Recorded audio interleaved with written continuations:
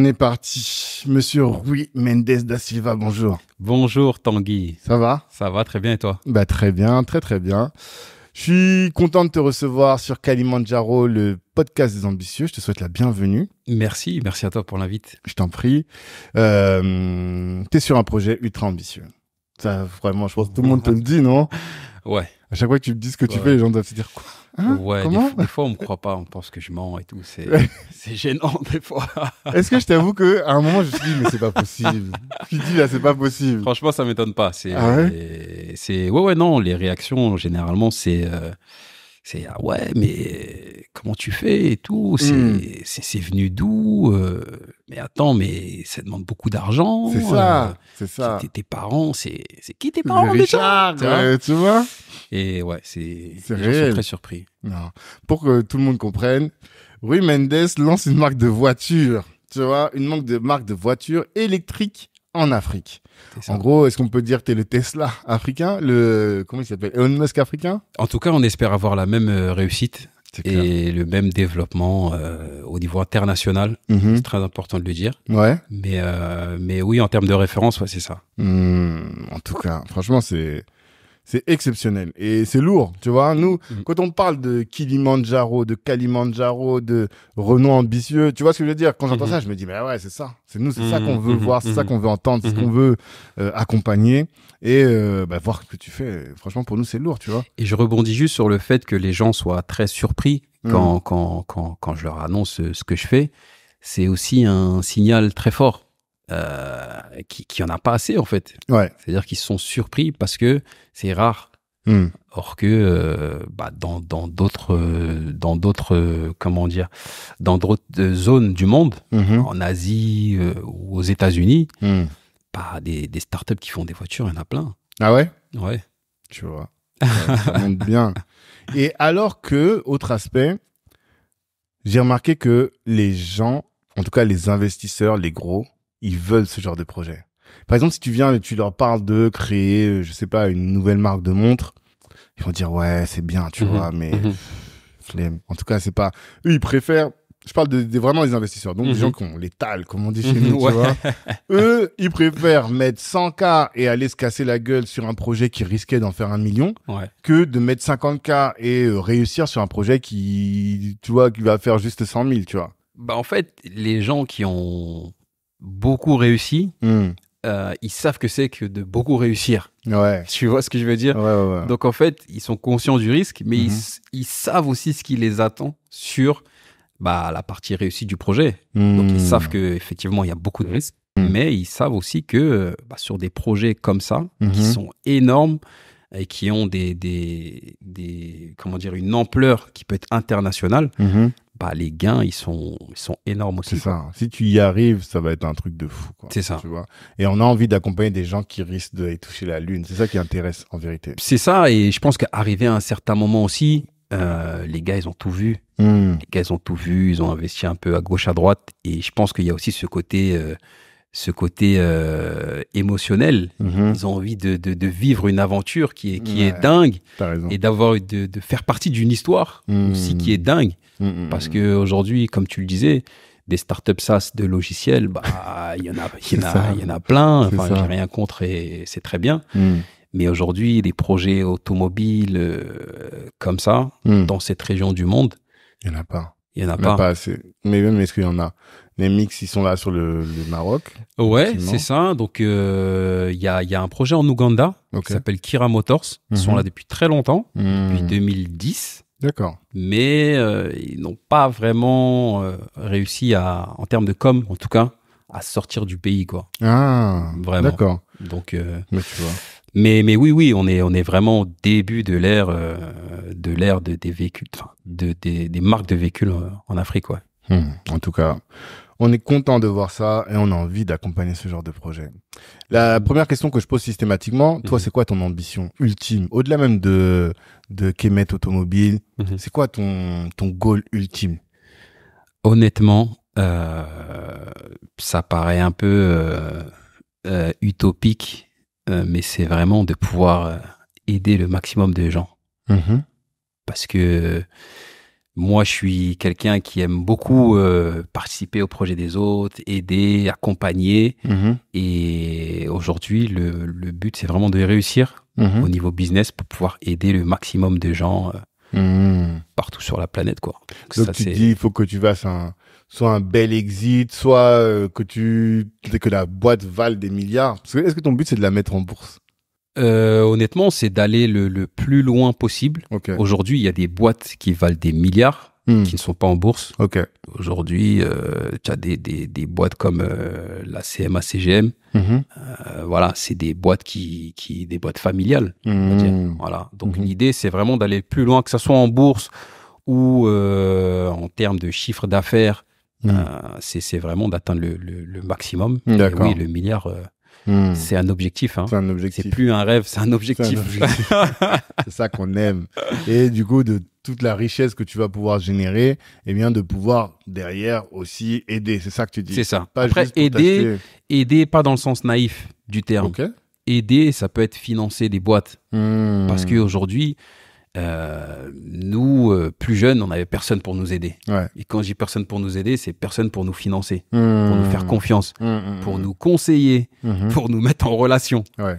Donc, c'est vraiment aider dans le sens pragmatique. Tu vois, c'est pas genre aller distribuer de l'argent, quoi. Okay. Donc, vraiment pouvoir aider les gens à se développer personnellement, professionnellement, en Afrique prioritairement. D'accord. Et après, ouais, partout dans le monde. Hein. Ok. Ouais. Comment tu te présentes pour les gens qui ne te connaissent pas? Moi, c'est Rui Mendes da Silva, donc 31 ans, entrepreneur et faiseur. Parce que... Dream Cheeser, j'ai vu. Hein, ouais, c'est ça. Tu vas à la recherche des rêves, tu cherches tes rêves. C'est ça. Et surtout, comme je dis faiseur, parce que je suis quelqu'un qui fait. C'est-à-dire qu'aujourd'hui, il y a beaucoup de gens, et moi je les appelle un peu les gars de Facebook, tu vois. Ok. Qui débattent sur plein de sujets, qui se plaignent de plein de choses, qui pointent plein de problématiques. Mais c'est que les commentaires sur Facebook, quoi. À un moment donné, il faut se lever et faire. Ouais. Donc moi, je suis quelqu'un qui fait. Ok. Et ouais, je me définis un peu comme ça, ouais. Ok. J'entends bien. Et moi, j'ai une question à poser. Je pense qu'on doit te la poser souvent.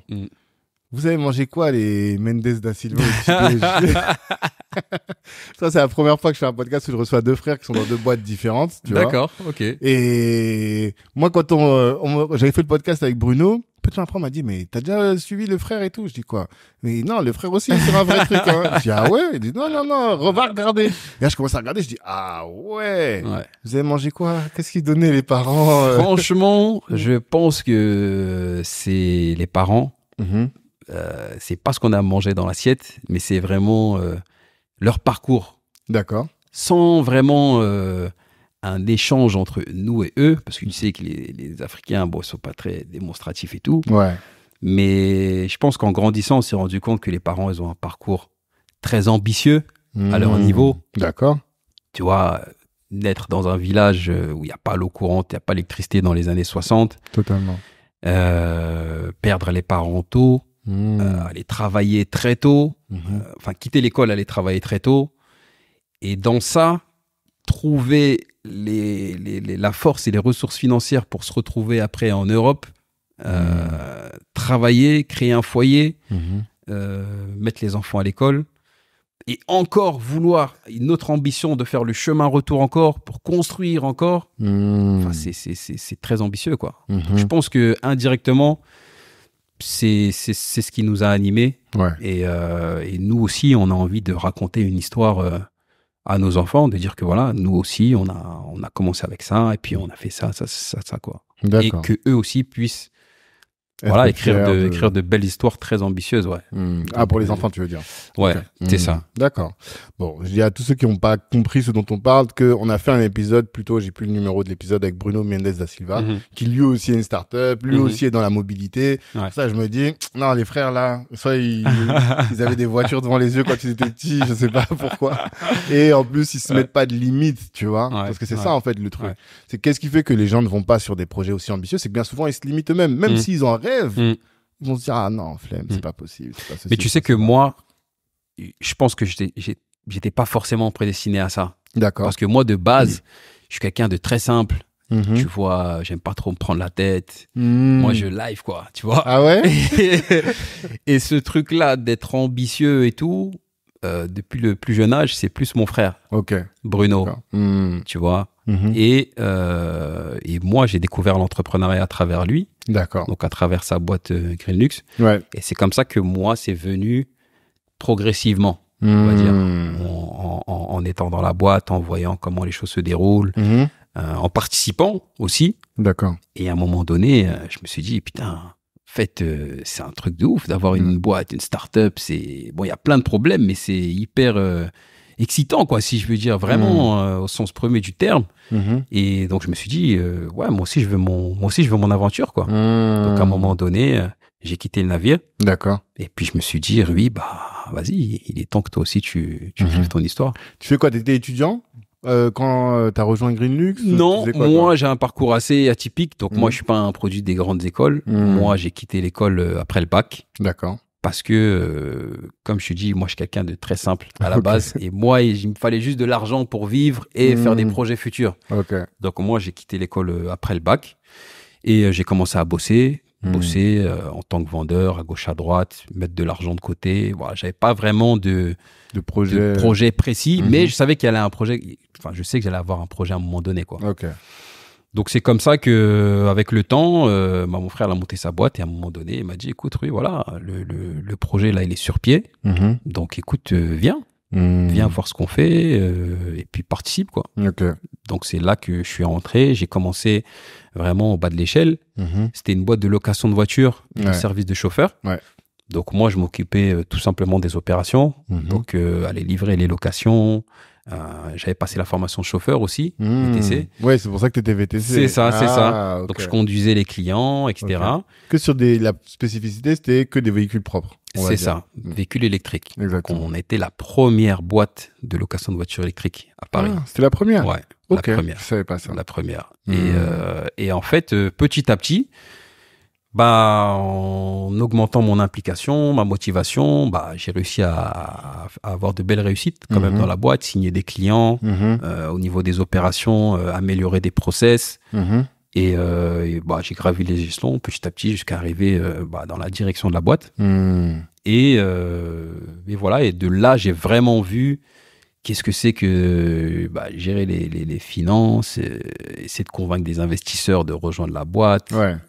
Parce que vous leviez des fonds aussi pour Greenlux. Ouais, c'est ça. Hein. C'est ça. C'était pas une start-up tech au sens de... Non, c'était un business traditionnel à la base, voilà, mais après, il y a eu une mutation en digital parce qu'on a développé une app. Et c'est là qu'on est passé un peu en mode start-up. Voilà. C'est ce qui a fait qu'après, on s'est déployé aux États-Unis parce qu'à l'époque, vers 2015, comme ça, c'était plus là-bas, les trucs de start-up. Tu vois. Donc, on est parti un peu avec le sac à dos. D'abord, on a fait New York. On a regardé un peu... tout jeune en plus, t'avais quoi, 23, 24 ouais, franchement. Et en fait, c'est avec le recul, c'est après. On se dit qu'on a vécu un truc de dingue. Oui. Tu vois, à 23 ans, t'es en train de faire le start-upper là partout. C'est ça. Et en plus, sans gros appui financier derrière. Ouais. C'est juste avec le truc aussi. Les cojones, quoi. Et c'est pour ça que je te dis que c'était trop excitant. C'est-à-dire qu'en fait, tu regardes même pas ta situation financière. Bon, à un moment donné, il faut que tu te rattrapes quand même. Mais en fait, c'est vraiment la passion de développer le truc et de rencontrer des clients, de convaincre les gars, de développer. Et voilà, donc on est arrivé aux États-Unis, New York d'abord. Après, on s'est plus déployé à San Francisco, donc incubateur Rocket Space. Ouais. Et là, c'est encore un autre niveau. Rocket Space et Rocket Internet, ça n'a rien à voir. Hein. Non, Rocket Space, c'est l'incubateur qui a lancé Uber, Spotify, etc. Je savais pas ça. Ouais. D'accord. Et là, c'est encore un autre niveau, quoi. Donc là, c'était vraiment, voilà, tu sais, les open space à l'américaine, avec les start-upers américains, où ils ont déjà levé 20 millions, ils sont en short, tu vois. Tu voyais ça, quoi. Et moi, c'est vraiment là que je me suis dit, Rui, mec, faut que tu sois riche. Je te jure. Parce qu'en fait, les gars là-bas, ils n'ont pas de limite, comme tu disais. C'est-à-dire que le mec, tu peux lui parler de sac poubelle. Il va dire, ah ouais, putain, mais tu sais qu'il y a des millions de sacs poubelles qui se vendent par jour et tout. C'est-à-dire que si tu montes une boîte dans les sacs poubelles, en plus, tu digitalises le truc et tout. Ouais, enfin, tu peux leur parler de n'importe quoi. Ils vont jamais te dire, ah, ça, c'est une mauvaise idée. Tu vois, t'es sûr? Est-ce que t'as l'argent? Tu vois ce que je veux dire? Ils veulent tout tenter. Ils disent juste comment on fait? Tu vois, comment? On commence par où? Et là, vraiment, ça a libéré quelque chose en moi, une ambition. Et je me suis dit, en fait, Rui, ouais, toi aussi tu peux, quoi. Toi aussi tu peux. C'est de là que je suis parti dans les ambitions folles, quoi. Et c'est quoi les beaucoup que tu as fait en termes de... Parce que la dernière fois, quand on a discuté, tu m'as donné des noms un peu, là. Vous avez bossé avec tel, bossé avec tel. Est-ce que tu peux expliquer un peu à nos auditeurs? Bah, en fait, nous, ce qui était bien, c'est qu'on était les premiers acteurs sur la mobilité électrique en Afrique. Donc, on avait un élément de différenciation et un argument de vente en plus.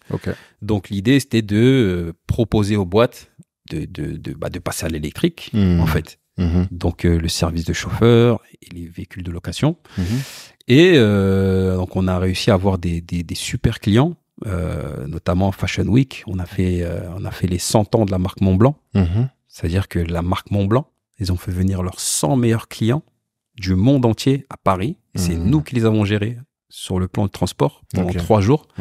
Donc, c'était une logistique de dingue. Il y a eu des sueurs froides. On a dormi dans les voitures et tout. Franchement, c'était dingue. Mais c'est Montblanc, tu vois.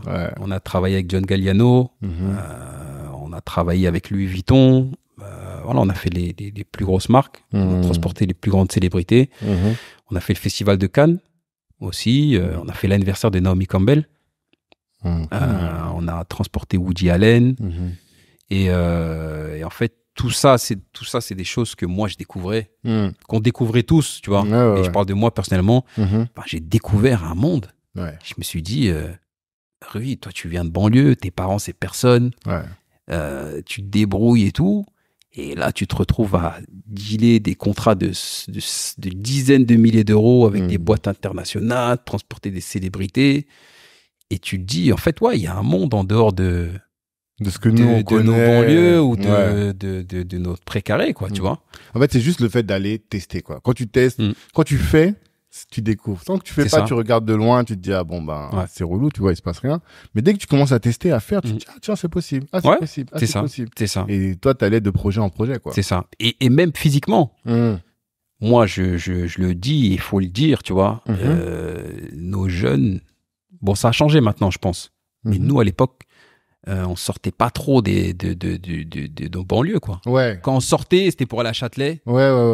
Totalement. Clignancourt. Totalement. Un peu Champs-Élysées. Et puis on rentrait, quoi. C'est vraiment ça. C'était vraiment des trucs. Et en fait, Paris, c'est la ville la plus visitée du monde. Et moi, je me suis rendu compte ensuite, quand on a eu tous ces contrats, qu'on allait chercher tous ces trucs, que, même physiquement, tu vois, il se passe énormément de choses. Tu vois. Mais ça suppose de sortir. C'est ça. J'ai une phrase que je dis toujours, c'est qui sort s'en sort. Tu vois. C'est ça. Et puis il y a une phrase que mon frère a dit dans une interview qui m'a beaucoup marqué, c'est la cité, elle a pas de barreau, quoi. Donc en fait, il y a rien qui t'empêche de prendre le train et d'aller te balader dans le 7e, d'aller te balader à Mont-Saint-Michel, enfin tu vois, c'est à Saint-Michel. Enfin donc c'est Booba qui disait ça. Tu vois. Tout le monde peut s'en sortir, aucune cité n'a de barreau. C'est ça, exactement. Et c'est vrai. Après, y aller pour faire quoi? C'est toujours difficile un peu, tu vois. Et nous, on a ce discours un peu comme si c'était facile. Tu vois ce que je veux dire? On aime trop simplifier les choses. Et du coup, on sait pas toujours sortir pour faire quoi. Mais c'est vrai que on avait eu cette discussion aussi avec ton frère sur le fait d'aller à Paname. Et je lui disais que, je sais pas, t'as fait du sport aussi? Ouais. J'ai fait du foot. T'as fait du foot? Après, ligament croisé. Mais tu vois, moi, je disais, les basketteurs ont plus cette facilité à sortir du quartier. Mais tu sais pourquoi? Pourquoi? Parce que les basketteurs, ils sont un peu calés sur ce truc des States. Exactement. C'est exactement C'est-à-dire ça. qu'ils sont plus ouverts, plus extravagants. Nous, on était là, on traînait dans les halls, alors que nos potes du basket, c'est pas leur truc. C'est ça. Ils allaient, ils sortaient, ils avaient fait leur truc et tout. C'est la mentalité, ils étaient imprégnés par la mentalité Quinri, en réalité. Ça veut pas dire qu'ils ont mieux réussi aujourd'hui. Mais ça fait que ils ont un autre style de vie. Exactement. Et donc, ça fait que, c'est ça qui fait que tu sors plus. Mais toi, c'est plus l'exemple du grand frère, finalement, qui t'a fait sortir. Ouais. Moi, c'est vraiment quand j'ai rejoint la boîte Greenlux, les bureaux, ils étaient à Paris et que, du coup, tous les matins, je devais mettre mon costume et aller à Paris et aller démarcher dans le 16e et tout. Ouais. C'est ça qui m'a fait sortir physiquement et même mentalement, quoi. Tu vois. D'accord. Et c'est quoi le jour 1 de Kemet? À quel moment tu t'es dit, faut que je crée ma marque de voiture? En fait, ça a commencé quand j'étais à San Francisco. D'accord. J'étais à San Francisco. On faisait une conférence avec des étudiants de l'INSEC qui ont un étage à Rocket Space. Ok. Ouais. Et je rencontre un gars qui est devenu un frérot aujourd'hui, un de mes meilleurs amis, un Ivoirien, Joseph. Et en gros, c'est la première personne vraiment qui m'a parlé de l'Afrique vraiment en mode business. Tu vois. Ok. Vraiment en mode business, parce que nous, c'était les darons, faut aller au bled et tout. Et en fait, à ce moment-là, je me suis dit, putain, c'est vrai, en fait, nous, on est là avec les voitures électriques en Europe et tout, mais en fait, en Afrique, les conséquences de la pollution et tout, c'est encore pire, en fait, tu vois. Donc, ouais, en fait, pourquoi pas faire un pivot, mais essayer de ramener de la mobilité électrique là-bas. En plus, je serais le premier. Maintenant, je savais pas trop comment faire, mais c'est là que la graine a été plantée, en fait. Tu vois. Et en fait, à partir de là, j'ai commencé à me renseigner, à regarder un peu ce qui se faisait là-bas. Et effectivement, les véhicules d'occasion, pourris, les taxis et tout. Et je me suis dit, ouais, je vais faire un truc de mobilité électrique en Afrique. C'était pas encore Kemet. Plein de formes. Avant, je sais pas si on a le temps d'en discuter, mais il y a eu plein de formes. Des trottinettes, des scooters. Franchement, il y a eu plein de noms, différentes boîtes. Il y a eu plein de les pousse-pousse. Tu voulais motoriser les pousse-pousse. C'est ça. Et en fait, après, en faisant des allers-retours sur le continent et en échangeant un peu avec les gens sur place, en voyant que les gars, malheureusement, les jeunes, ils bossent pas. Tu vois, ça c'est une réalité. Ou quand ils bossent, c'est dans l'informel. Je me suis dit, en fait, il faut que, si je viens avec un business model, il faut que ce soit un business model qui fasse bosser le plus de gens possible. Ok, un truc balèze, quoi. C'est ça. Donc, en fait, je me suis dit, au lieu de vouloir juste ramener des véhicules de Chine et de les faire rouler ici, en fait, si on les fait ici, une industrie, un truc industriel, c'est le meilleur moyen de créer le maximum d'emplois. Le meilleur moyen de créer beaucoup d'emplois. D'accord. Et de créer tout un écosystème de développement économique, quoi. Parce que quand tu as une usine, tu as la logistique, tu as les travailleurs, tu as les fournisseurs. Et de là est venue la réflexion de OK, je veux faire de la mobilité électrique en Afrique, je veux créer beaucoup d'emplois. Et voilà, j'aime beaucoup l'automobile. Donc, le jour 1, peut-être, c'est le jour où je me suis dit, j'avoue, en fait, ça serait bien de créer une marque de voiture électrique ici, et de la fabriquer ici, quoi. Mais quand je dis ça, le jour 1, j'ai aucune idée de ce qu'est l'industrie automobile, j'ai aucune idée de, tu vois. Parce que c'est une dinguerie quand même, en vrai. Déjà, il n'y a pas de voiture construite en Afrique. En tout cas, il y en a, mais c'est les Renault. Ok. Les Renault, les Peugeot. Au Sénégal? Non, pas au Sénégal. Ils ont des usines au Maroc, en Afrique du Sud. Ok. Maintenant, il y a Volkswagen au Ghana. C'est de l'assemblage, tu vois. D'accord. Et en fait, du coup, j'ai commencé à parler avec des potes ingénieurs, leur dire, écoute, aujourd'hui, en Afrique, il y a très peu de constructeurs, enfin, il n'y a pas de constructeurs. Il faut ramener des voitures électriques parce que ça va arriver. Je veux être le premier. C'est comment de faire une voiture. Et donc, tu as commencé à cocher. Tu as dit, bon, pour faire une voiture, il faut ça et ça. Et la liste, elle s'arrête pas, en fait. Là, j'ai pas encore fini la liste, d'ailleurs. Là, je suis encore en train d'ajouter des trucs. La liste, elle s'arrête jamais, mon frère. J'imagine.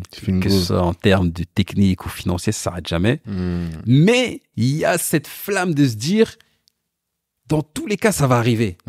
Donc, en fait, il y a une opportunité de ouf, là. C'est-à-dire que si tu es le premier à faire ça, bah, si tu exécutes bien, bah, tu prends le marché. Parce qu'on peut dire ce qu'on veut dans le business. C'est le premier qui gagne, tu vois. C'est ça. Uber, ils sont lancés, il y a eu tous les gars que tu veux, Lyft, chauffeur privé et tout, mais c'est Uber, tu vois. Facebook, c'est pareil, Microsoft, c'est pareil. Donc, moi, j'avais ce truc de me dire, il faut que je sois le premier. Donc voilà, les potes, ils m'ont dit, écoute, bah, pour faire une voiture, il faut un châssis, faut la carrosserie, il faut ci, ça, il faut commencer par un proto, et après, il faut développer la stratégie industrielle, et il faut de l'argent. Donc voilà, après, petit à petit, le truc, il s'est fait vraiment petit à petit. D'accord. Mais petit à petit, c'était en quelle année? 2020, ça a commencé. 2020. Avant confinement, pendant confinement, après? Dans l'histoire de l'entrepreneur, le confinement, il joue toujours un truc. Fin du confinement. D'accord. Fin du confinement, donc 2020-2021, tu vois. D'accord. Parce qu'en fait, moi, j'avais commencé mes allers-retours en 2018. Ok. Et en fait, il y a le jour où je devais partir, je crois que c'était en mars. Ouais.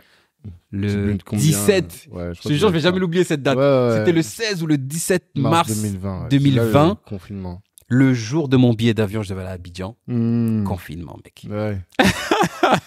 Une réalité. Hein. Donc, ça m'a laissé le temps de réfléchir, de faire beaucoup de recherches et tout. Et à la fin du confinement, écoute, je me suis dit, vas-y, c'est bon, tu vois. Donc, on m'a présenté un pote, designer, de ma ville. D'accord. Truc de ouf. Toi, t'es Mantes-la-Jolie. Ouais, okay, mais le gars, on s'était jamais vu. Voilà, on était dans des lycées différents. Ok. Et écoute, voilà, j'ai dit, écoute, voilà, l'idée c'est de faire une marque automobile africaine et tout. Donc, en termes de design, voilà, il faut que tu me sortes un truc qui a une touche africaine. Et moi, ce que j'ai kiffé avec lui, c'est qu'il a intégré le message. D'accord. Et pour moi, il a vraiment réussi à matérialiser un véhicule avec une touche africaine, tu vois. D'accord. Qu'est-ce que tu appelles une touche africaine dans le véhicule? Bah, en fait, c'est s'inspirer de notre culture. De notre culture, que ce soit des tissus, des masques, du mobilier, de la nourriture, de la musique, des couleurs. Mais comment toi tu le matérialises dans ton premier véhicule? C'est un SUV? C'est un SUV. Ouais. Comment est-ce que c'est dans les lignes. Ok. Comment les feux, ils sont designés, qui te font penser un peu à un masque. Ok. Africain, les lignes vraiment très simples, minimalistes, tu vois. Et après, c'est des trucs de designer, hein, ça c'est eux qui travaillent ça. Mais... Donc d'abord, tu as commencé par faire un design, de dire voilà, je veux designer ce premier véhicule. C'est ça. Après, parce que à partir de quand tu commences à avoir de l'argent, enfin tu vois, à lever des fonds? Le design, quand j'ai vu le premier design sur un papier, en Photoshop, j'ai dit merde. Ça, je peux le vendre à n'importe qui. Ah ouais? Je te jure. C'est comme si tu avais déjà commencé à matérialiser le truc. En fait, ce que j'ai ressenti quand j'ai vu ce premier véhicule Kemet africain, ça m'a fait un truc, c'est indescriptible. Et je me suis dit, ça, c'est une émotion. Moi, je l'ai eu. Les autres, ils peuvent l'avoir. Tu vois? Donc, à partir de là, j'ai pris les designs. En parallèle, j'ai travaillé sur le nom, un peu l'identité et tout, mais c'était pas le truc final. Et écoute, j'ai commencé à aller voir les gens avec le design. Quels gens? Pas les gens autour de moi. Pour commencer, leur dire, écoute, voilà, là, il y a un projet qui est dingue, mais il y a une opportunité de ouf.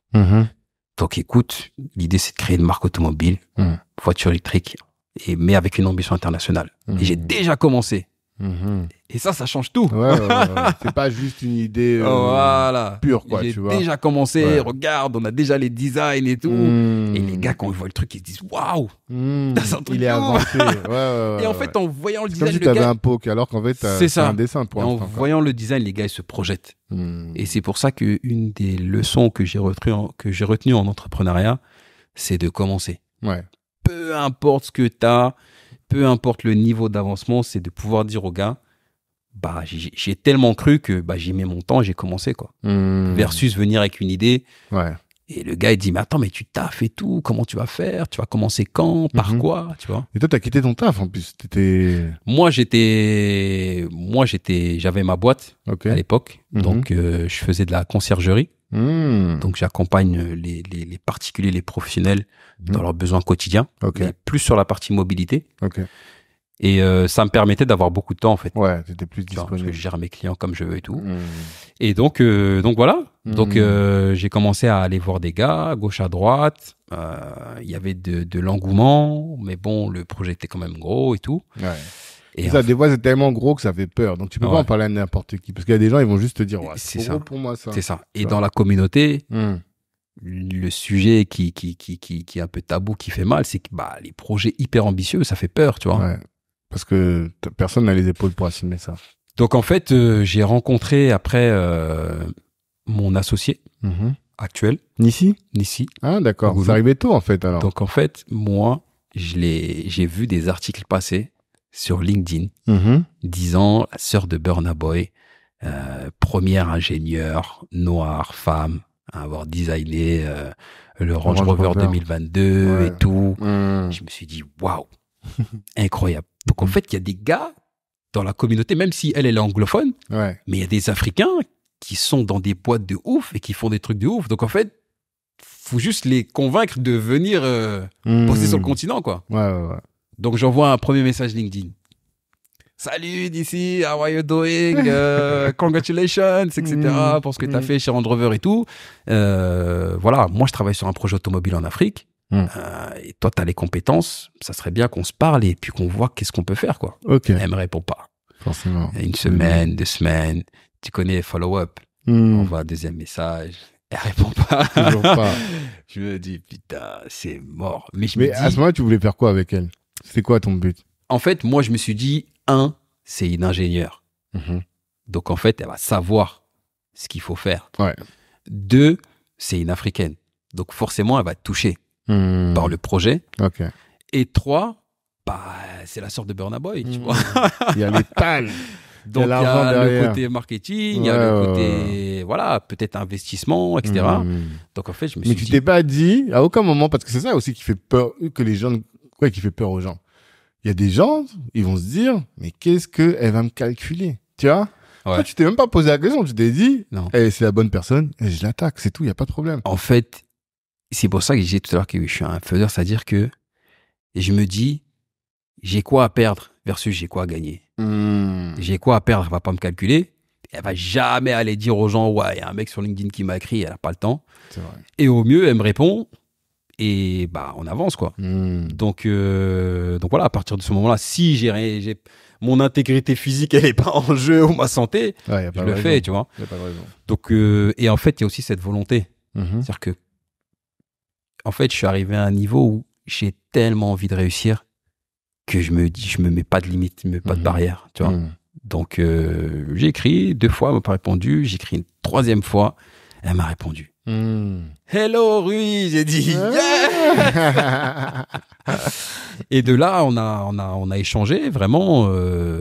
Il y a un courant qui est passé tout de suite. D'accord. Donc, et le fait que j'ai déjà commencé, qu'il y ait déjà des designs, en fait, ça, comme je t'ai dit, elle s'est projetée. Ouais.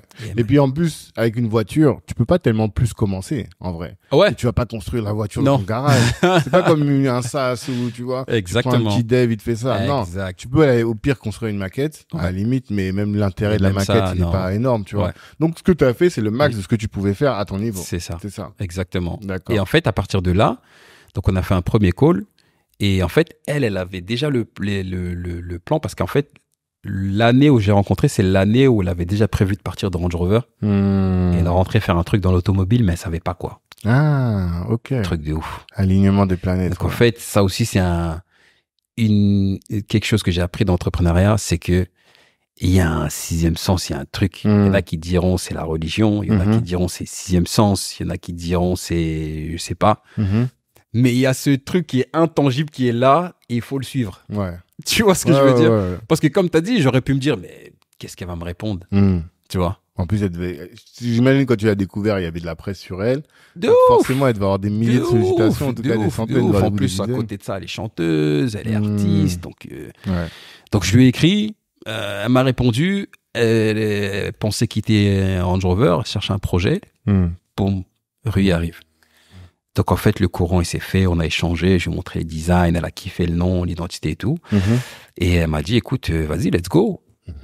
On se connaissait pas plus que ça, mais let's go. Mais let's go. Elle met de l'argent dans la boîte et qu'est-ce Au début, c'est en mode projet. Ok. Donc voilà, de quoi on a besoin. Il faut qu'on avance sur les designs. Et elle a été à Londres? Elle était à Londres. Et toi, t'étais ici à Paris? Okay. Donc, que du remote.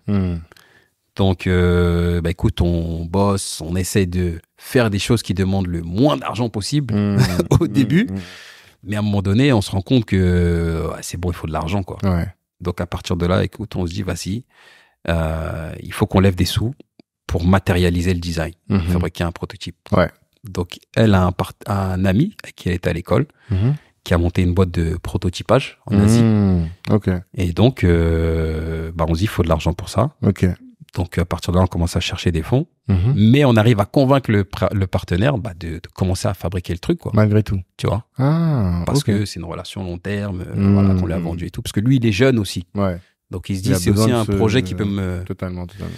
Donc, à partir de là, on commence à matérialiser le truc, à bosser sur la partie prototypage.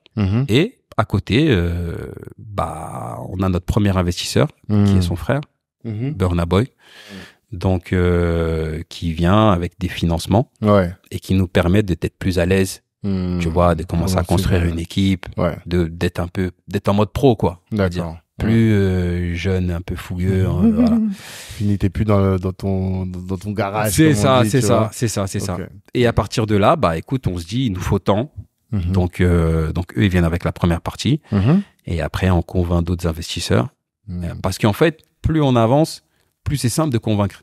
Ouais. Parce que là, il n'y a plus seulement le prototype. Bah oui. Il y a une équipe qui se construit. Il y a un peu d'argent. Il y a le prototype qui se construit.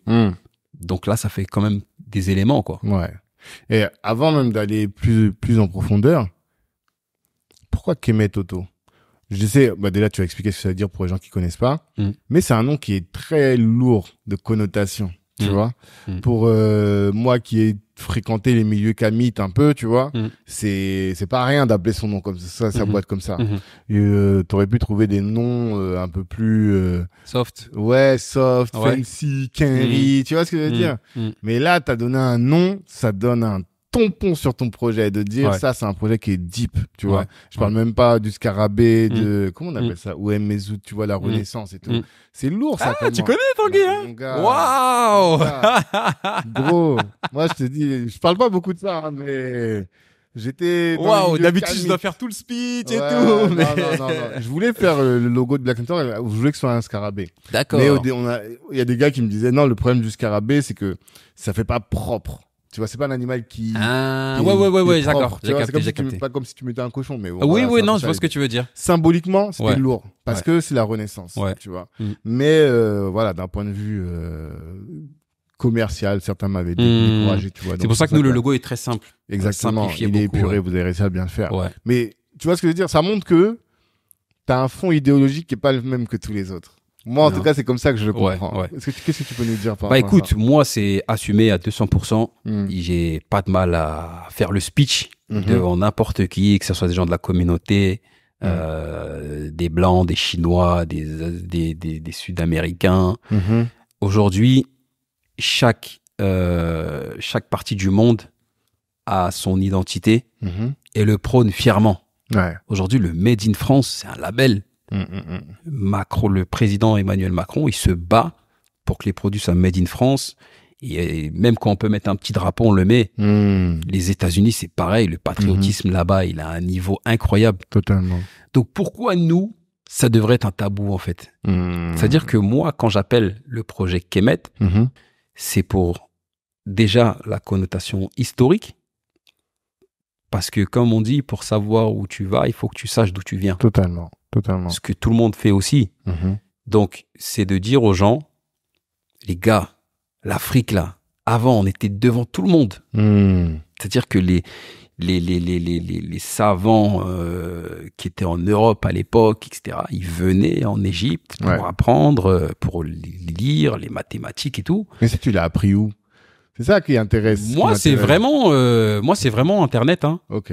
C'est que Internet. D'accord. Internet. Mais sans rentrer dans des trucs très extrêmes, tu vois. C'est juste de l'histoire. Ouais. En vrai. Ouais, totalement. C'est les gens qui fantasment, mais c'est de l'histoire. Et il y a des royaumes africains, voilà, l'Empire du Mali, je pense que tout le monde connaît, l'Empire Songhai, voilà, c'était des places qui étaient leaders dans le monde en termes d'or, etc. Et concrètement, l'idée, c'est de dire, on n'a pas toujours été les derniers. On était les premiers, on a chuté, mais aujourd'hui, il faut se relever. Okay. Donc, le nom à la base, c'est ça, tu vois. Maintenant, après, il y a ce côté un peu plus, comment dire, partisan ou je sais pas comment, militant, tu vois, de dire, bah écoutez, les frères, il est temps en fait. Venez, on se met ensemble et venez, on bosse quoi. Mais on bosse sur des trucs qui vont avoir un impact international. C'est-à-dire que demain, il faut que Kemet, ça soit aux États-Unis, il faut qu'il y ait des voitures Kemet à New York, à Los Angeles, à Rio, à Pékin. Et c'est des Noirs qui se sont mis ensemble, qui l'ont fait. Ouais. Et il n'y a pas de honte, il n'y a pas de gêne à ça. Tu vois ce que je veux dire? Non, totalement. Donc moi, je décomplexe totalement le truc et je dis juste qu'on fait comme tout le monde. C'est-à-dire qu'aujourd'hui, la famille Renault, c'est une famille française qui a été poussée par le gouvernement français parce que c'était des Français. Bien sûr.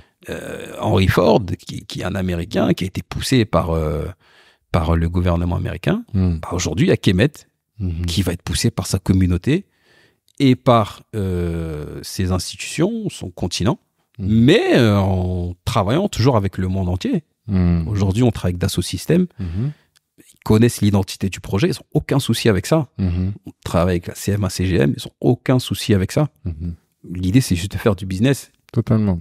Donc, l'idée, c'est vraiment que la communauté reprenne confiance et qu'on se dise que nous, on n'a pas toujours été les derniers et qu'aujourd'hui, on veut être les premiers, comme à l'époque, en fait. Donc, c'est ça. Non, c'est top. Kemet Automotive. C'est top. Et c'est bien que... Ah, automotive, pas automobile. Automotive, ouais. Pourquoi? C'est quoi? Les Américains. Ah, ça, c'est les restes de San Francisco. Tu dis, je vais les draguer plus facilement, quoi, tu vois. C'est ça. Mais automotive, parce que nous, l'ambition était internationale dès le début. Et le truc. Quand tu dis international, c'est de dire que les voitures vont rouler dans les autres capitales occidentales ou parce que pour moi, toi, t'es né en France. T'es né en France? Moi, je suis né au Portugal. Ah ouais? Ouais. D'accord. Parce que nous, on est d'origine bissau-guinéenne. Ouais. Mandjak. Ouais. Et c'était les colons. Et du coup, c'était plus simple de faire Guinée-Bissau, Portugal, et après venir en France, ouais. D'accord. En tout cas, tu as grandi en Occident et ton projet, il est en Afrique. Pour moi, il est déjà international, en fait, tu vois. Ouais. En soi. Ouais. Mais toi, ce que tu veux dire quand tu dis que tu as une ambition internationale, c'est de faire en sorte que les véhicules, ils roulent partout, quoi. C'est ça. Dans tous les continents et qu'on voit des Kemet. C'est ça. En fait, il faut vraiment se dire, tu prends Renault ou tu prends Tesla, c'est la même chose. Donc, c'est une marque automobile africaine avec des usines qui va employer des milliers de personnes, qui va fabriquer des voitures et qui va les vendre partout dans le monde. D'accord. Et là, tu l'as rencontré? On s'est pas vraiment parlé parce que le jour où on était ensemble, c'était un événement, il y avait beaucoup de gens et tout. Mais aujourd'hui, moi, je suis vraiment plus en contact avec sa mère. Ouais. Oui. C'est elle la manager, comme on dit. Manager. Et une fois, elle avait fait un discours je crois que c'est BET Award ou NASCP, je sais plus. Mais un discours, franchement. BET, je pense. BET. Je crois, et il devait recevoir un prix et il pouvait pas être là. Ouais, et c'est elle qui est venue récupérer le prix pour elle, pour lui. Elle a parlé, j'ai dit, t'as une daronne comme ça, tu peux que réussir. Elle est ancrée. Et ils sont très panafricains. C'est ce que j'ai ressenti dans son discours. Ouais. Tu vois. Ils sont très panafricains. Elle est ancrée, tu vois, les références à Fela Kuti, qui est quand même pas n'importe quoi en termes d'artiste africain, qui lui-même était aussi très engagé. Ouais. Et on sent qu'il porte un héritage, quoi, tu vois. Leur grand-père, c'était le manager de Fela. Ah! Ouais. Je savais pas ça. C'est ça. C'est pour ça. C'est la fibre musicale, quoi. D'accord. C'est ça. Tu vois, je savais pas du tout. Et c'est quand même l'artiste aujourd'hui numéro 1 après au monde, quoi. Tu vois. Ouais. C'est une dinguerie un peu. il a chanté, il a tout fait, quoi. Tu Il vois. a fait la finale de la Ligue des Champions, il a fait la finale NBA, il a fait le stade en Angleterre, là, je sais plus c'était lequel, il a fait le stade à New York, premier Africain à remplir un stade Ah ouais? aux États-Unis. D'accord.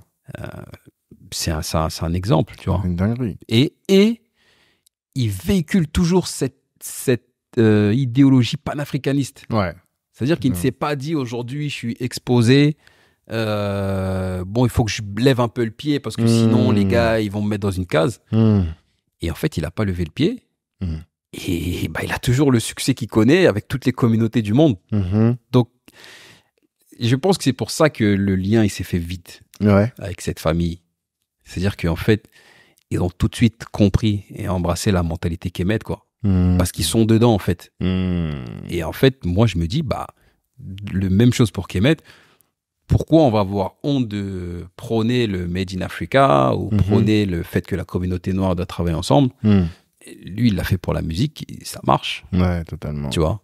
Et c'est plus facile. Est-ce que tu penses que ce serait pas plus facile, que c'est pas plus facile de créer Kemet en Afrique que de le créer en France? Nous, on a créé en Afrique. Ouais. La boîte, elle est basée au Sénégal. Oui, c'est ça. Mais en France, tu penses pas qu'on t'aurait mis plus de barrières que là-bas?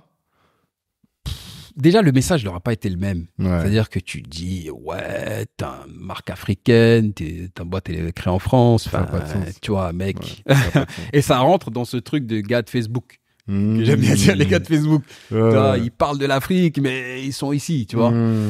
Donc ouais, et moi, je pense que arrivé à un certain niveau de business, il y a plus de... En fait, on te met des bâtons dans les roues. En fait, on te met pas de bâton dans les roues si on peut faire du business avec toi. Ouais. Tu vois ce que je veux dire? Ouais. C'est-à-dire que c'est pas juste pour de la jalousie ou c'est pas du... Tu vois? Donc, moi, je pense que les gars, ils nous auraient pas forcément mis des bâtons dans les roues. Ils auraient peut-être cherché à savoir comment on peut travailler avec ces gars. Tu vois? D'accord. C'est ça. Mais il faut que tu sois prêt, hein, parce que des bâtons, tu vas t'en prendre. Ah ouais, on en a déjà. Ah, c'est ça. On en a déjà. Parce que On en a déjà, ouais. moi, je suis très proche de Ibrahima. Ok, Tu vois. ok. Et il y a des choses ici que je peux pas raconter, mais Ouais, c'est tu vois ce que je terrible. veux dire? C'était terrible. J'imagine. Vraiment terrible, tu vois. Terrible. Quand tu m'expliques, je me dis, mais on est dans des films. Tu vois, t'as l'impression Ouais. d'être dans les films d'espionnage. Ouais. Tu te dis, oh. Les donc c'est intérêts, ça. ils sont tellement énormes C'est que... ça, c'est ça. Ouais. Raconte-toi. C'est des trucs que je peux pas peux le dire. raconter ici non Ouais, plus, tu vois, j'imagine. parce que c'est vraiment très... Déjà, c'est interne à la boîte et c'est vraiment très délicat. Ouais. Mais concrètement, voilà, il y a des parties prenantes aujourd'hui. Et s'ils peuvent pas manger avec toi ou si tu les laisses pas manger avec toi, concrètement, ils vont essayer de te fermer la porte, Ouais. passer derrière, dire les gars, faire un peu de lobbying pour dire les gars, non, tu vois. Parce que même en termes de financement, tu vois, là, tu as eu l'opportunité de bosser avec Dassault et tout, mais il y a des gens qui vont te dire, mais fermez-lui les portes. Faut Ouais. pas qu'il rentre. Ouais. Après, là, pour l'instant, je pense que les gens, ils doivent avoir encore, pas peur, mais non, ils doivent t'observer. Se Oui. dire, est-ce qu'il va vraiment réussir? Ouais. Mais Ouais. le jour où ils vont voir que Ouais. tu vas commencer vraiment, Ouais. ils vont dire, Moi, il y a un constructeur que j'ai dans le collimateur. Ouais. Je sens, ça va être la guéguerre, Ah ouais? tu vois. Parce que comme tu as dit, aujourd'hui, on n'est rien. Ouais. Pour eux. Oui. Nous, c'est pour ça. nous, on fait beaucoup. Totalement. Mais nous, pour eux, on n'est rien. Donc, en fait, les gars, ils t'approchent, ils te disent, écoute, t'as quand même mis le doigt sur un truc intéressant, tu vois. C'est vrai qu'en Afrique, il n'y a pas d'industrie, il y a la place qui est vide, il n'y a pas d'acteurs de la mobilité électrique, Ouais. il y a une jeunesse qui est énorme, donc c'est une main d'œuvre vraiment, c'est une richesse, Ouais. tu vois. Totalement. Donc, tu as mis le doigt sur un sujet intéressant. Maintenant, et toi, tu es de là-bas. Même si tu as grandi ici, tu es de Ouais, là-bas. t'as Donc, des peut-être qu'ils plugs vont quand même. t'accepter plus facilement. Ouais, tu ouais. comprends mieux le terrain parce que l'Afrique, franchement, c'est la cacophonie. Tu vois, Ok. les trucs sont pas clairs, pas de process clair et tout. Donc, en fait, les gars, ils se disent, bon, on va se servir de toi. En gros, on va passer par toi pour faire notre truc à nous. Mais ton truc là, laisse tomber. Mais qu'est-ce qu'ils veulent faire avec toi, par exemple? En fait, juste me mettre devant, quoi. Ah, ok, Tu vois. d'accord. Un peu en mode de regardez, Ouais, c'est lui et figure tout. de la diversité. Mais en fait, c'est leur produit, c'est leur truc, Ok, c'est leur d'accord. marque, c'est tout, Ok, quoi. ok, Tu vois. ok. Et quand tu dis aux gars non, nous, aujourd'hui, c'est une marque africaine qui va s'appeler Kemet. Tu vois ce que je veux dire? Ouais, je vois Il n'y a très bien. pas de semblant, on fait genre c'est Kemet et derrière c'est je sais pas qui, c'est Kemet Ok, en fait. j'ai capté. Et tu sens que les gars ils disent, lui il va nous faire chier. lui. Genre il veut pas coopérer, tu vois. Il n'est pas facile. Tu vois? Ouais. Donc maintenant ils te laissent. Contacte plus. Voilà. Et tu sens qu'ils sont là, Ils t'observent. tu vois, dans le coin de la pièce. Mais ce qui est bien, c'est qu'il y a d'autres acteurs qui, eux, sont beaucoup plus ouverts d'esprit, Ok. qui sont internationaux aussi, et qui, eux, ont la bonne approche. C'est en mode, viens, on collabore. Tu vois. Toi, tu as la marque, tu as le marché, tu as le marketing, tu as l'équipe et tout. Nous, on va juste, en gros, investir dans le projet. Nous, on aura toujours notre part de marché, mais on aura des parts de marché avec toi aussi. Nous, on a des parts de marché avec toi, mais toi, ça t'aide à avancer. Totalement. Et voilà, en fait. Donc, comme on dit souvent, maintenant, c'est à la mode, c'est partenariat gagnant-gagnant, quoi. C'est ce qu'il faut. Normalement, le business, c'est ça. Hein. Mais après, tu sens que tout le monde n'est pas dans cette... Non. Surtout quand c'est des secteurs qui sont ultra concurrentiels. Tu vois, l'automobile. Et toi, quand tu viens prendre des parts de marché, totalement, tu vois. Clairement. Et donc, les gens, ils regardent leur marge et ils disent, lui, là, c'est ça. Ça peut être compliqué, tu vois. Et il y a un truc aujourd'hui qu'on ne peut pas nier, c'est cette envie de Made in Africa. Ouais. Tu vois. Ouais. Ça, c'est un truc... On pouvait, il y a quelques années, se dire, non, mais les Africains, ils font genre, mais tu leur amènes un truc moins cher, ils vont prendre. Aujourd'hui, les gars, sur le continent, ils sont prêts à payer un peu plus, tu vois. Il y a beaucoup de gens qui me disent, non, les gars sont prêts à payer un peu plus. Si ça vient de chez eux. Voilà. Il y a vraiment cette envie de voilà, quoi, tu vois. Comment tu le matérialises ça? Comment est-ce que tu le perçois? Sur quels éléments tu te bases pour dire ça, j'ai envie de dire? Moi, je le vois déjà à travers des startups qui se sont développées. Africréa, Anka. Anka, c'est quoi? C'est des artisans africains qui vendent leurs produits à travers cette plateforme. Totalement. Et ça cartonne dans le monde entier. Ok. Tu vois. Et aujourd'hui, tu as plein de créateurs comme ça qui ont une réussite vraiment internationale. Parce que c'est Made in Africa. Ouais. Qui partent d'Afrique pour conquérir. Tu vois ce que je veux dire? Okay. Et c'est pas forcément moins cher. Tu vois. Donc, il y a des exemples comme ça. Je vais pas trop en citer. Mais il y a des exemples comme ça aujourd'hui et qui... Bon, après, l'automobile, c'est autre chose. C'est d'autres coûts. Mais en fait... le plus grand intérêt qu'on a, ou plutôt le gros asset qui fait qu'on change comme ça, je pense, c'est Internet. C'est de voir que tu es là tout le temps sur les réseaux, tu vois, les Chinois, ils ont les leurs, les Amériques latines, ils font leur truc à leur sauce, tout le monde fait son truc. Et à chaque fois, tu es là, tu te dis, mais et nous? Ouais. Je pense que c'est ça. Je pense, en tout cas, nous, on se le dit dans la diaspora. J'imagine que sur le continent, ils disent la même chose, tu vois. C'est pareil. Et nous, quand est-ce je suis là, je roule dans mon Range Rover, je roule dans mon ceci, dans mon cela. Il y a un moment, j'aimerais bien rouler dans une Gove de chez moi. Les Asiatiques, ils ont tous leurs véhicules. Aujourd'hui, t'entends les voitures coréennes. Il y a plus de 200 marques aujourd'hui, juste en Chine. Juste en Chine? Ouais. 200 marques, mec. T'imagines? Incroyable. Tout le monde mange. Voilà. Tu vois? C'est ça. Et ils sont presque tous poussés par le gouvernement. Si tu vas faire des recherches un peu sur Internet, dans les shareholders, tu vois tout le temps Bank of China, tu vois. Ok. Mais c'est bien. Ok. Tu vois ce que je veux dire? Non, c'est normal. En fait, le Xi Jinping, là, ils disent qu'il est fou, c'est un mec, voilà, et tout. Mais le gars, il fait du protectionnisme, en fait. Et là, les gars en Occident, si je peux appeler ça comme ça, ils ont un peu peur. Parce que toutes ces marques de voitures électriques, ça y est, ils sortent maintenant. T'as la marque BYD qui arrive en France. Les véhicules sont magnifiques. Aujourd'hui, ils disent que c'est le concurrent direct de Tesla. D'accord. Tu vois? BYD, ouais. Build Your Dream. Tu vois? Ils font des véhicules magnifiques. T'as des marques comme... voilà, t'as plein de marques africaines, asiatiques, chinoises même. Qui aujourd'hui, ça y est, ils arrivent. D'accord. Donc maintenant, qu'est-ce qu'ils vont faire, la France ou l'Europe?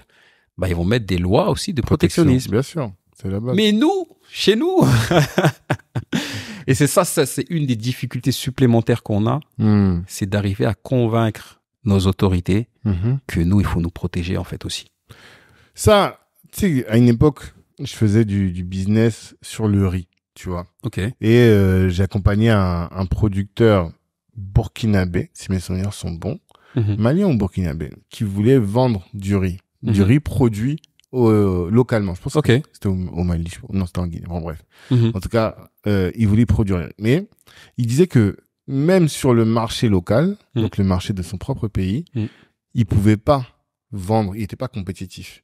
Pourquoi? Parce que le riz thaïlandais était subventionné par la Thaïlande. Incroyable. Ils savaient que forcément, quand il arrive, mais il a pas le même prix que toi, tu vois.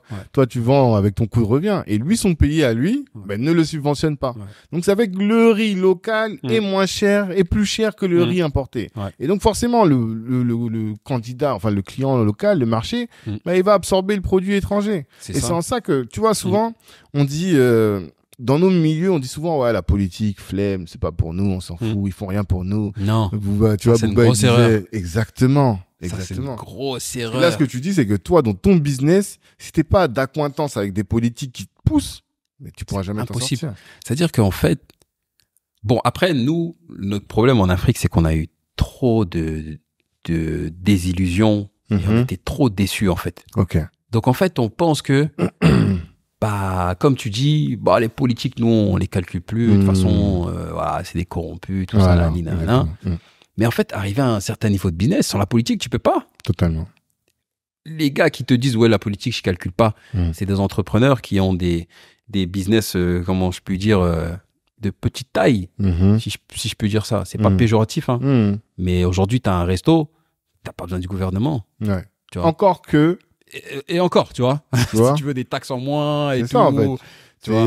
Si les gens s'organisent pour faire du lobbying, même les restaurateurs, c'est pour ça. Tu vois. Mais c'est que, en fait, c'est que t'es pas encore arrivé à un niveau de maturité dans la gestion de ton business pour comprendre que tu vas avoir besoin de l'État. C'est ça. C'est plutôt ça. C'est ça. Mais aujourd'hui, Bruno Le Maire, il reçoit tout le temps les chefs d'entreprise. À Bercy. Parce que en fait, les gars, ils s'assoient devant lui et ils disent, écoutez, monsieur le maire, là, il faut que les taxes elles baissent. Parce que c'est compliqué. Les éleveurs, là, ils vont tout le temps à Bercy, voir monsieur le maire, mais écoutez, le prix du lait et tout, on s'en sort pas, comment on peut faire? Et c'est le gouvernement qui fait des lois facilitatrices, tu vois. Et en Afrique, c'est pareil. C'est-à-dire que si aujourd'hui, tu arrives dans un business industriel et que tu peux pas parler avec le ministre de l'économie pour dire, écoutez, monsieur le ministre, il faudrait une exemption de taxes pour tel produit pendant tant de temps. Il faudrait, je sais pas moi, un cadre législatif plus léger. Au final, tu t'en sors pas. Mais c'est là où ton taf, il est hyper lourd, tu vois, hyper dur. Parce que tu dois construire une belle boîte. Donc, gérer les opérations. J'ai l'impression que c'est un peu ton sujet, tu vois. Gérer les opérations. Tu dois lever des fonds. Parce que c'est un business qui est très fort, qui te demande beaucoup de capitaux. Et à côté, tu dois le légal, là, gérer la partie politique, c'est également. Donc, tu vois, en étant très franc, en Afrique, il y a de la corruption, tu vois.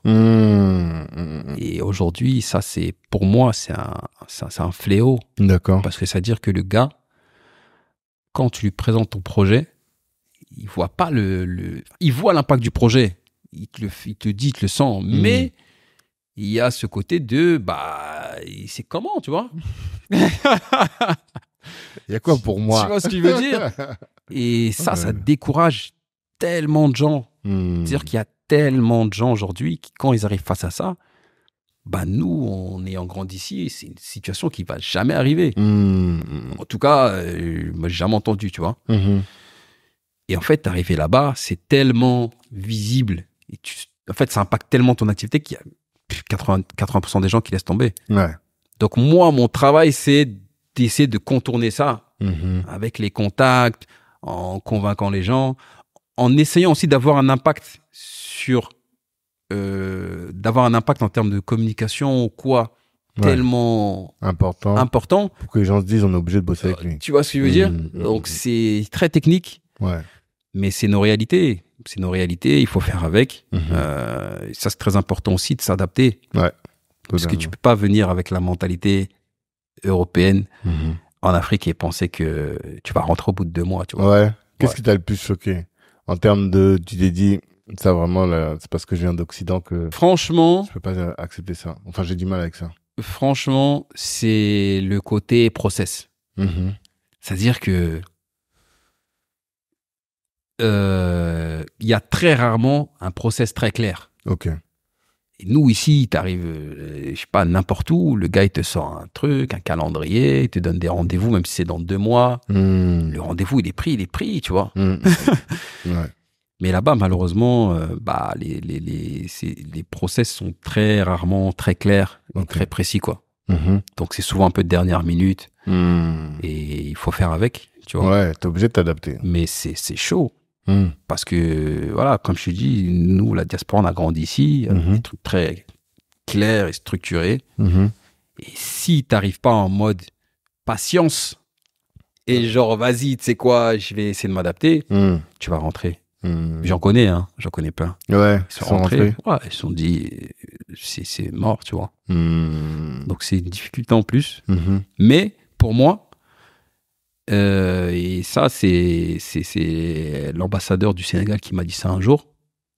Il m'a dit, plus vous allez rentrer et plus vous allez bousculer les gars là-bas Mhm. pour leur dire, mais ça, c'est pas carré. Ouais. Ça, c'est pas carré. Ça, Ouais, c'est pas ouais. carré. Mais à un moment donné, les gars, ils vont être obligés de changer. Mhm. Lui, il m'avait pris l'exemple du passage piéton. Mhm. Les gars là-bas, Il respecte le pas. passage piéton, il est là, frère. Ouais. Toi, tu te mets 20 mètres plus loin, mais tu traverses, voilà, comme ça, quoi. Mhm. Tu vois. Mhm. Et ils vont se dire, mais toi, t'es tout seul sur le passage piéton. Mais ils vont se dire, lui, il est bête. Mhm. Nous, ici, on traverse n'importe comment. Mhm. Mais si demain, ils voient qu'il y a 20 gars de la diaspora sur ce passage piéton-là qui attendent, Mhm. et ils vont commencer à se dire, ah ouais, j'avoue, Mhm. tu vois, Ouais.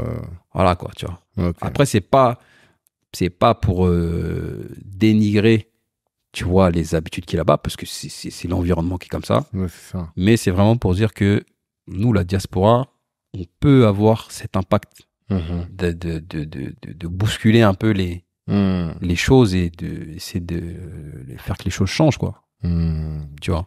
D'accord. Et parce que là, tu as cité l'ambassadeur. Moi, quand je te suis beaucoup sur Instagram. Mm. Et je vois qu'en réalité, tu as grave des plugs, quoi. Tu es tout le temps avec des Ouf. personnalités, tu vois. Ouais, c'est- Tu bouges pas mal quand même. C'est, en fait, comme tu le disais, c'est un truc que tu es obligé de faire. Ouais. Tu vois. Mhm. Tu es obligé parce que c'est un truc de relationnel et tout ça. Mhm.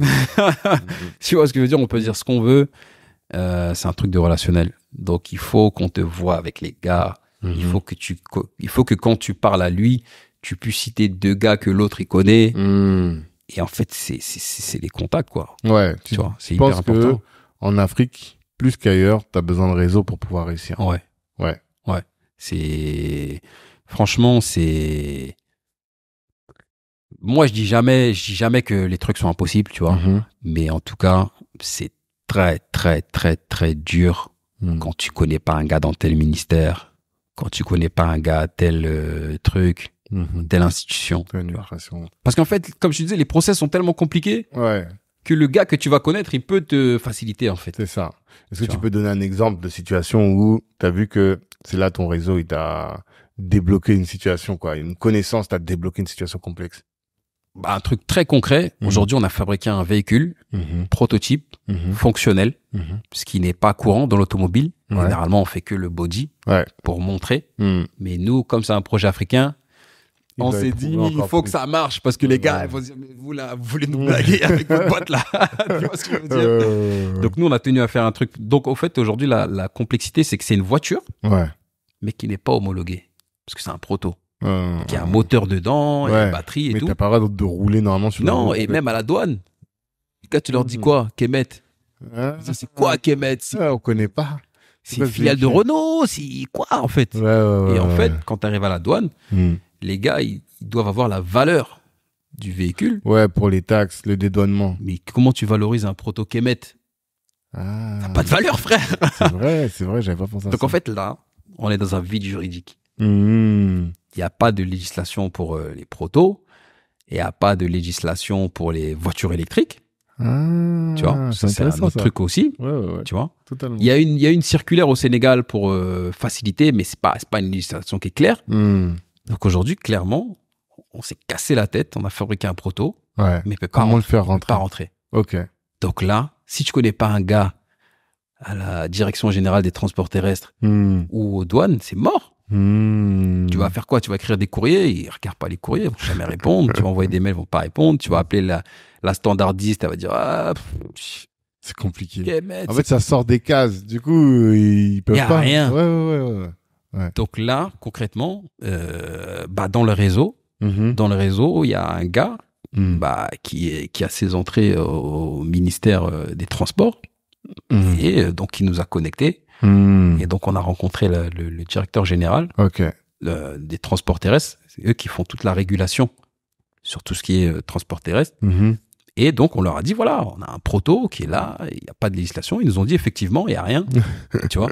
Mais nous on peut vous faire un document spécial pour votre proto. Mais si ce gars on connaissait pas, c'était mort. C'est-à-dire que limite le projet il s'arrête. Parce que nous, on mise sur le proto. Maintenant, tu peux pas le présenter. Tu peux pas le faire. Mais comment? T'es là, t'es coincé, t'es à la frontière comme ça et tu regardes ton véhicule, tu dis comment on fait, il reste là. Et puis tu payes. Véhicule au port, tout ça, et trucs. Donc ça, c'est un truc très concret. Et des trucs comme ça, il y en a plein. Effectivement. Tu vois? Ça, c'était des réalités, quoi. Tu vois ce que je veux dire? D'accord.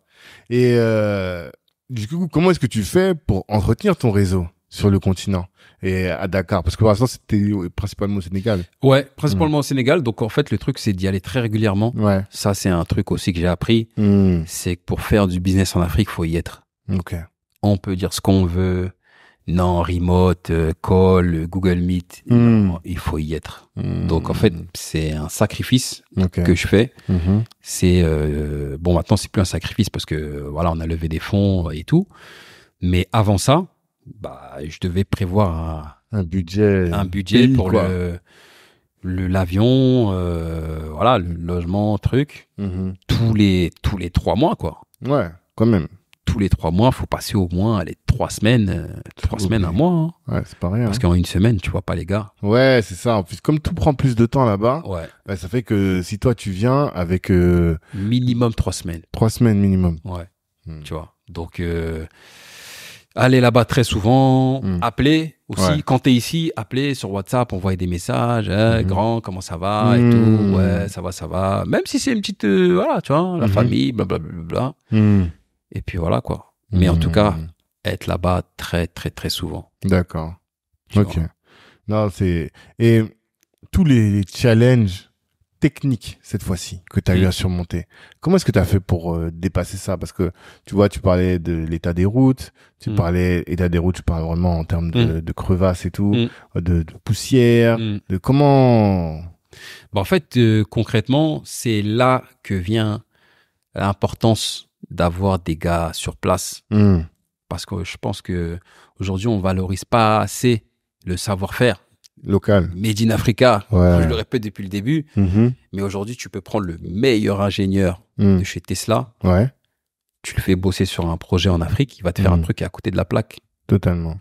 Parce que en fait, les suspensions, est-ce qu'elles sont adaptées à 2-3 fois plus de trous, à des chemins en terre, aux inondations. Tu vois, là-bas, en période de pluie, actuellement, c'est saison des pluies et tout, depuis peut-être le mois de, juin, il y a des inondations, malheureusement.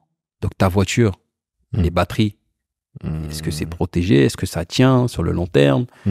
La chaleur, l'humidité, le sable. Tu vois, le sable, c'est une des raisons qui fait que sur un véhicule thermique, on fait 4 fois plus de vidange qu'un véhicule qui roule ici où il n'y a pas de sable. Parce que le sable, ça rentre dans les trucs. Donc en fait, si tu n'as pas un gars qui connaît tous ces trucs-là, qui va dans ta conception te dire, écoute, ton châssis, fais-le comme ça, parce que là-bas, il y a ça. Ça, fais-le comme... Tu vois ce que je veux dire? Ouais, très bien. Ou en tout cas, il te dit, ça, c'est les problématiques. Maintenant, des ingénieurs, adaptez-vous. Tu vois. Donc aujourd'hui, c'est le fait d'avoir des équipes. Aujourd'hui, on a des équipes partout sur le continent. Donc on a ingénieurs au Maroc, au Kenya, au Sénégal, en Côte d'Ivoire. Et en fait, c'est tous ces savoirs-là mis ensemble qui font que tu arrives à avoir un produit qui correspond aux réalités, en fait, tu vois, du continent. Et pour recruter là-bas, ça a été... Parce que, bon, le Sénégal... Parce que j'ai eu quand même des retours, tu vois, de chasseurs de tête sur place, même d'entrepreneurs, notamment un qui venait installer une grande marque sur place, je vais pas donner son nom parce que ce qu'il dit c'est un peu violent. Il a dit à Dakar, il a du mal à trouver de la main-d'œuvre qualifiée, tu vois. Il m'a dit, et lui il était à Abidjan, les gens sont correctement formés, tu commences à avoir, et encore c'est pas un truc de ouf, mais à Dakar c'est plus compliqué. Comment est-ce que toi t'as géré ça? Bah écoute, c'est vrai que on va dire il y a un plafond de verre en termes de compétences. Ok. Ça veut dire que malheureusement, enfin moi dans mon industrie, je parle de ce que je connais. L'industrie automobile, par exemple, il faut des logiciels de conception assistés par ordinateur qui sont les logiciels Dassault sont très chers. Ok. Genre pour avoir un set de tu vois, Katia, SolidWorks, tous ces trucs-là, c'est des millions. C'est des minimums. Ça, c'est le nom des logiciels, c'est minimum des centaines de milliers d'euros. Ah ouais? Maximum, ça peut être des millions d'euros. Ok. Juste pour la partie logicielle. Mais maintenant, si les écoles, ils n'ont pas les moyens d'avoir accès à ces logiciels-là, comment tu fais? Donc, en fait, les gars, ils sont formés, mais jusqu'à un certain niveau. Tu vois? Donc, nous, sur certaines compétences, difficilement, mais on a trouvé. Mais sur d'autres compétences, sur d'autres pays, oui. Maroc, tu vois. Et après, c'est Europe. Du coup, les ingénieurs, il y en a certains qui sont plus au Maroc, en Europe. Et c'est ça. Ça pose pas de problème pour travailler, en fait, ça que tu dis. Non, parce que pour l'instant, c'est beaucoup de logiciels. Ok. On n'est pas vraiment encore dans la partie opérationnelle industrielle. Mais à un moment donné, Et c'est pour ça que nous, dans notre roadmap, il y a une grosse partie formation, quoi. Tu vois, une grosse partie formation. Et d'ailleurs, notre partenaire Dassault, avec qui, franchement, les visions se sont très bien alignées. Eux, ils ont déjà des partenariats avec certaines écoles. D'accord. Où ils mettent à disposition ces logiciels-là. Ok. Donc nous, ils nous ont aussi dit, voilà, si vous avez des écoles à qui vous voulez bosser, écoutez, dites-nous, et puis nous, on essaie de faire des partenariats avec eux pour que les élèves puissent avoir les compétences pour bosser avec vous après, quoi. Et comment ça s'est passé, la mise en relation avec Dassault? Comment tu les rencontres? Histoire de ouf, mec. Vas-y. Tu vas dire, moi, j'ai que des histoires, tu vois. C'est ça qu'on aime. Donc, moi, je fais partie du programme Meet Africa de l'AFD et de l'Union européenne. Et en fait, ils ont fait un forum en février. Et moi, je suis panéliste. D'accord. Parce que j'ai le projet le plus... voilà, quoi, tu vois. Donc, je suis panéliste et tout. Et donc, moi, je fais mon panel de discussion. Je parle du projet et tout. Et à la fin, je sors. Il va rigoler s'il écoute le podcast Monsieur Doufi, qui est le directeur IMIA d'Assault Systèmes. À la fin du truc, je sors Europe et tout. Et Moyen-Orient. Voilà, c'est ça. Europe, Moyen-Orient, Afrique, pour les gens qui connaissent pas. Je sors du truc et tout, et moi, je suis un fan de sneakers, tu vois. Et lui aussi. Et en fait, il m'aborde comment? Il m'aborde en mode tes baskets, elles sont lourdes, tu les cherches et tout. Ouais, truc de ouf. Et en fait, la discussion elle part comme ça. Et il me dit, ouais, mais sinon, tu fais quoi ici et tout? Je dis, moi, j'ai une marque automobile et tout. Il me dit, mais c'est toi qui étais sur scène et tout. Et puis, il me dit, tu sais quoi? Il me sort sa carte. Rappelle-moi. Doufi, Monsieur Doufi, directeur IMIA d'Assault Systèmes, il me dit, on va travailler ensemble. À ce point-là? Ouais. Et en fait, voilà, donc on a tout un package logiciel, plus une personne pour nous accompagner et tout. Et toi, tu voyais au départ, tu te disais, tiens, ce serait intéressant que je sois accompagné par ce type de boîte, ou toi, tu pensais même pas au départ? En fait, pour moi, on allait payer, en fait. C'est-à-dire que nous, dans notre stratégie industrielle, stratégie technique, les gars, ils avaient mis le prix, tu vois. Et moi, ma question, c'était comment trouver l'argent pour payer ça, tu vois. Donc, quand c'est arrivé, et puis c'est pour ça que je te disais tout à l'heure, ce truc intangible qui est là, chacun l'appelle comme il veut, mais ce truc-là, dans l'entrepreneuriat, il faut savoir le suivre ou le repérer, quoi. Tu vois. Parce qu'en fait, le forum Meet Africa, moi, mon associé, elle était là la veille, elle est rentrée, Et moi, j'allais presque pas y aller. Tu vois, j'allais presque pas y aller. C'est à la dernière minute, ils m'ont dit, écoute, ouais, on veut que tu sois sur le panel et tout. En plus, il y aura la ministre de l'innovation, tout ça là. Et j'ai dit, bon, vas-y, tu sais quoi, vas-y. Tu vois. Donc, j'ai fait le panel. Et lui, il était là. Et puis, les baskets. Tu vois, c'est un truc de ouf quand même. C'est un peu de choses. T'aurais pu mettre une autre paire. T'aurais pu venir en chaussures. J'aurais pu venir en chaussures de nuit, le costume. Et le truc de ouf, c'est que quand on s'est vu pour signer chez Dassault, nous deux, on n'avait pas de sneakers ce jour-là. Ah, tu vois. Donc c'est en mode, putain, on s'est rencontré le bonjour. Ouais. Tu vois ce que je veux dire? En fait, c'était juste le bonjour. Donc c'est ouf, quoi. Ah, c'est une dinguerie. Tu vois ce que je veux dire? C'est lourd. Mais c'est les belles histoires de l'entrepreneuriat, en fait. Quand tu vis et que tu vis pleinement quelque chose, il t'arrive des belles choses derrière, en fait. C'est ça aussi qu'on voit. Et moi, je pense que les gens, ils sous-estiment la force de la volonté. Tu vois, moi, il y a un manga je suis fan, c'est Naruto. Ok. Tu vois. Et Naruto, il a une volonté qui est dingue. C'est-à-dire que le gars, il dit, moi, je vais être Hokage, genre le chef du village. Ouais, dès le départ. J'ai regardé les 3 premiers épisodes avec mon fils. Commence, il est nul. Malheureusement, il a pas ses parents et tout. Mais le gars, il est genre obsédé, tu vois. Et en fait, il y a un livre de Napoléon Hill. Qui s'appelle Réfléchissez et devenez riche, qui aujourd'hui, et moi personnellement, je ne veux pas faire de blasphème, tu vois, mais c'est un peu ma Bible, tu vois. Et il y a tout un paragraphe sur ça, en fait. Ouais. Je me souviens plus, j'ai lu il y a longtemps, mais... Il y a tout un paragraphe sur ça. C'est-à-dire qu'en fait, ces trucs-là qui arrivent comme ça, ces intuitions, ça vient pas de nulle part. C'est-à-dire qu'en fait, bon, je ne veux pas rentrer dans les trucs trop techniques, tu vois, parce que le livre, il est très technique. Mais ça veut dire qu'en fait, quand tu veux tellement quelque chose, que tu pries, ou que tu te le répètes et tout, en fait, tu émets des ondes dans l'univers. Tu vois, je suis d'accord avec ça. Et à un moment donné, l'univers, il te répond. Après, comme je t'ai dit, il y en a qui disent c'est Dieu, il y en a qui disent c'est l'univers. Voilà, on va pas faire de trucs. Mais en tout cas, ce truc-là dans l'entrepreneuriat, c'est réel. Tu vois ce que je veux dire? Sachez que ça va être un réel pour Instagram direct. Il y a tellement d'histoires comme ça, les gars. Ils me disent, mais putain, mais mec, ma boîte, elle allait couler. Il y avait les huissiers qui étaient là, les courriers et tout. Et genre, je vais à Auchan, j'aide une mamie, son petit-fils, il est investisseur. Et puis... ouais, de ouf, c'est réel. Il y a trop de trucs comme ça. C'est vrai. Donc voilà comment s'est fait le truc avec Dassault. Donc aujourd'hui, vraiment... Et on a une super relation avec eux. Ils sont à fond derrière nous. Ils nous ont même mis en relation avec un gros événement au Maroc là en novembre. Sur la mobilité. Ouais. Même pas, c'est un truc un peu de lobbying, tu vois, avec les présidents et tout. Ok. Et ils veulent qu'on fasse une démo devant les présidents et tout, enfin devant le panel, enfin. Vrai plug. Ouais. Ils là, sont à tu fond. sais que le plug là, il t'ouvre des portes, tu imagines même pas. Ils sont à fond. Et donc. Ça, c'est aussi un moyen de dire que, tu vois, le truc qu'Emmet, il est pragmatique. C'est-à-dire qu'aujourd'hui, nous, c'est la communauté noire, clairement, tu vois, qui doit se mettre ensemble pour faire ce projet-là. D'accord. Mais on est ouvert au monde. Ouais. Tu vois, c'est pour ça que je dis, moi, je suis pas trop dans les extrêmes.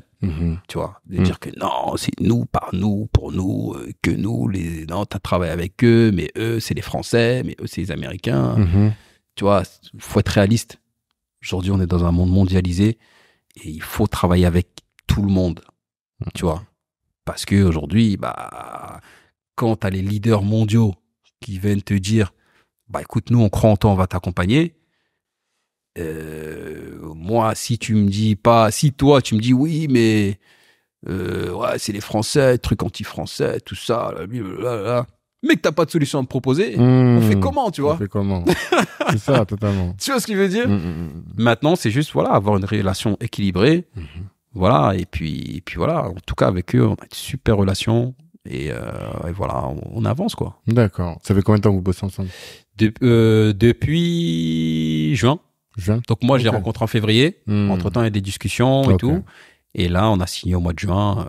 On a signé au mois de juin, quoi. C'est récent. Mais donc, en tout cas... Burna Boy, Dassault, t'as déjà un client en tout cas qui attend que ça sorte pour pouvoir avancer. Le projet, il est sur de bonnes voies, on peut dire quand même. Franchement, aujourd'hui, mon niveau de confiance, parce qu'au début, voilà, c'était un peu un rêve. En plus, après, c'est des objectifs. Ouais. Mais aujourd'hui, pour moi, ce projet-là, il a tout. Mhm. On a deux fondateurs passionnés qui ont les compétences. Moi, j'ai bossé dans la mobilité électrique. J'étais un early adopter, comme ils disent, des voitures électriques au début en 2013. Aujourd'hui, il y en a partout. Ouais. Depuis que l'essence a flambé, je me rends compte, tout le monde a des voitures électriques. Ouf, mec. Ouf. Et nous, depuis 2013, tu vois, on essaie déjà de convaincre les gens. Ouais. Mon associé a une grosse expérience dans l'automobile, dans l'un des constructeurs majeurs, avec un poste à responsabilité.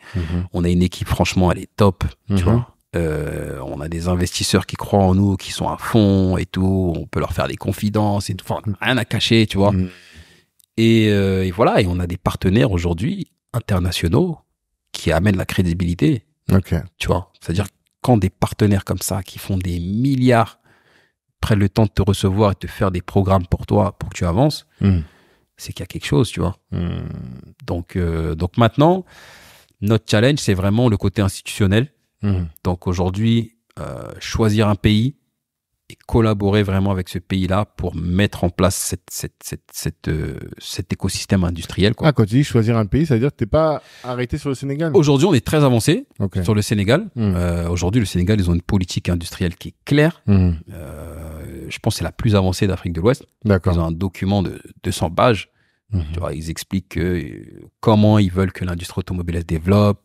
C'est qui les acteurs qui doivent venir, combien de voitures ils veulent sortir par an avec des jalons et tout. Mais aujourd'hui, on n'a pas signé avec eux, quoi. Tu vois. Donc, on a fait plein de réunions de travail avec le ministère des Transports et tout, mais on n'a pas encore signé. Et à côté de ça, il y a d'autres pays qui se disent, mais en fait, ce projet-là, on le veut. Côte d'Ivoire. Aujourd'hui, parce que, comme je te disais tout à l'heure, l'industrie automobile, c'est le meilleur moyen de créer de l'emploi massivement. C'est ça. Tu vois ce que je veux dire? C'est-à-dire qu'en un projet, t'as réglé une grosse partie de ton problème. Ouais, là, en tout cas, la ville dans laquelle l'usine est implantée, ça va changer son game. C'est ça. Totalement. Donc, t'as le Rwanda aussi, aujourd'hui, avec qui on a fait plusieurs calls. Et aujourd'hui, on est en discussion aussi avec le Maroc. Donc, aussi bien avancé. Et le Bénin?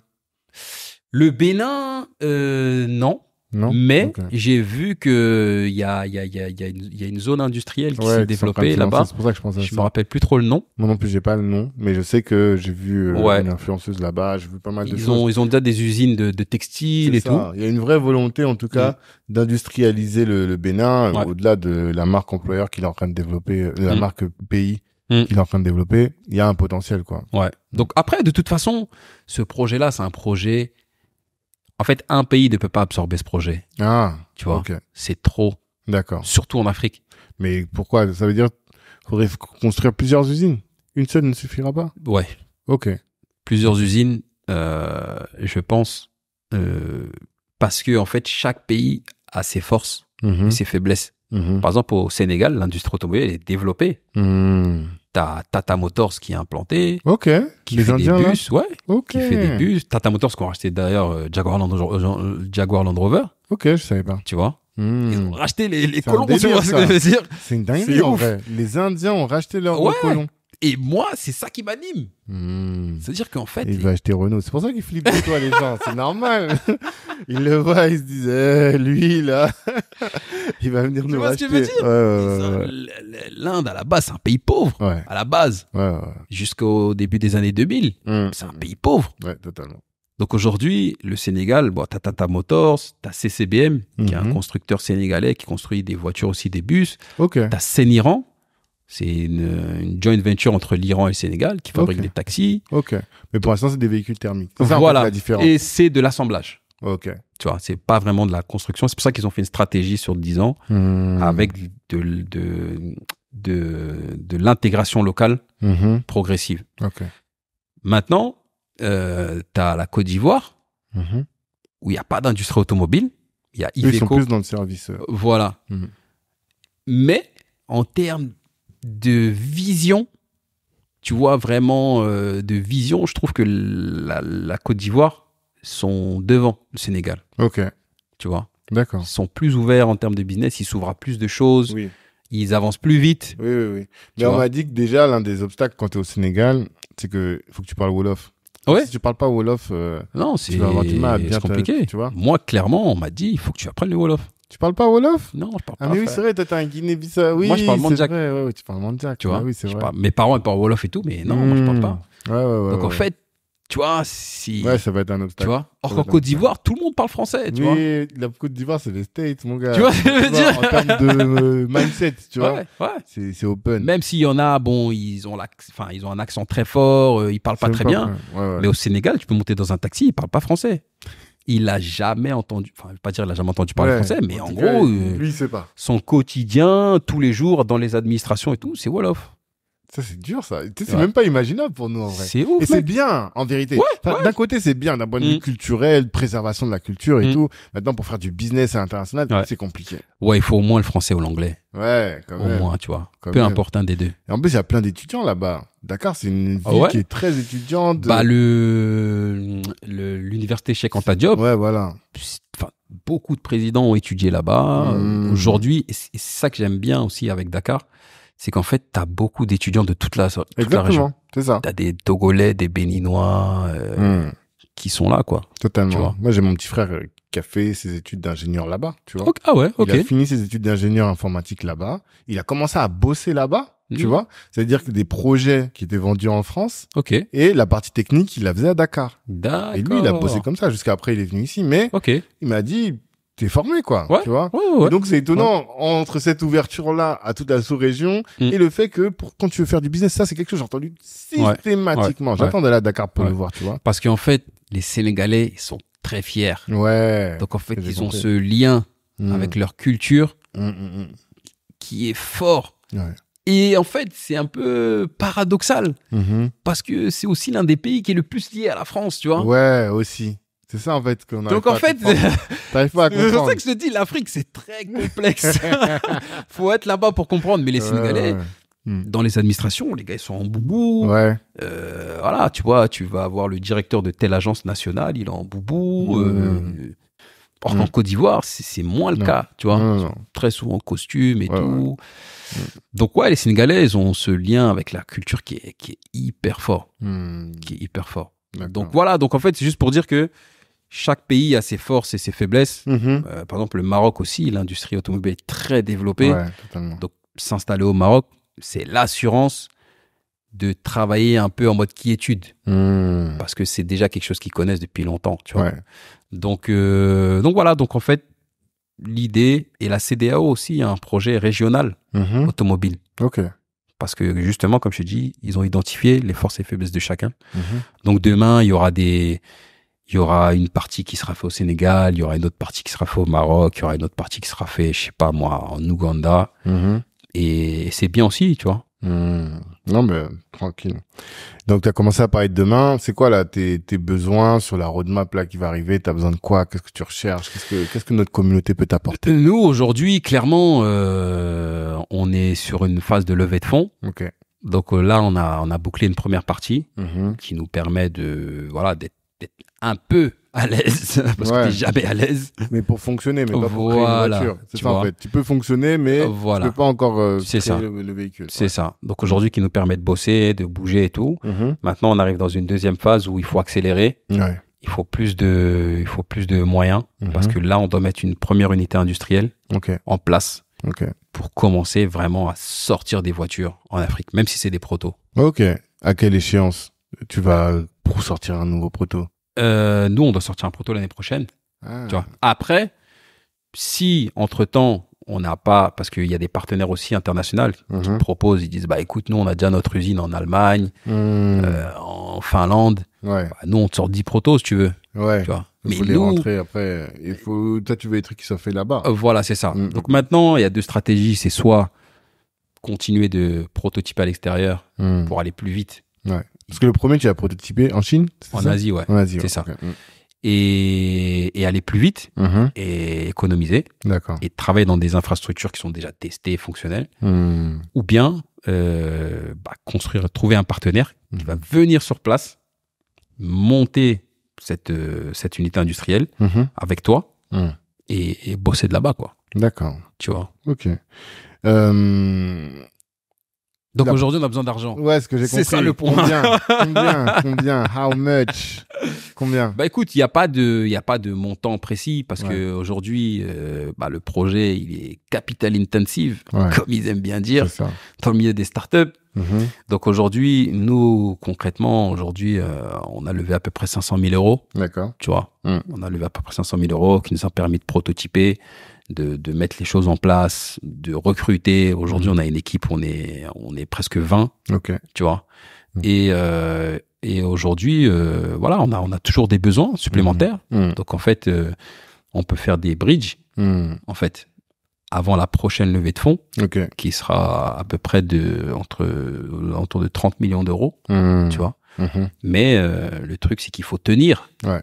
En fait, parce que c'est levée de fonds. Et en fait, souvent, dans l'entrepreneuriat, dans le monde des startups, et encore plus dans les startups industrielles, bah, en fait, t'as des gros coûts. Ok.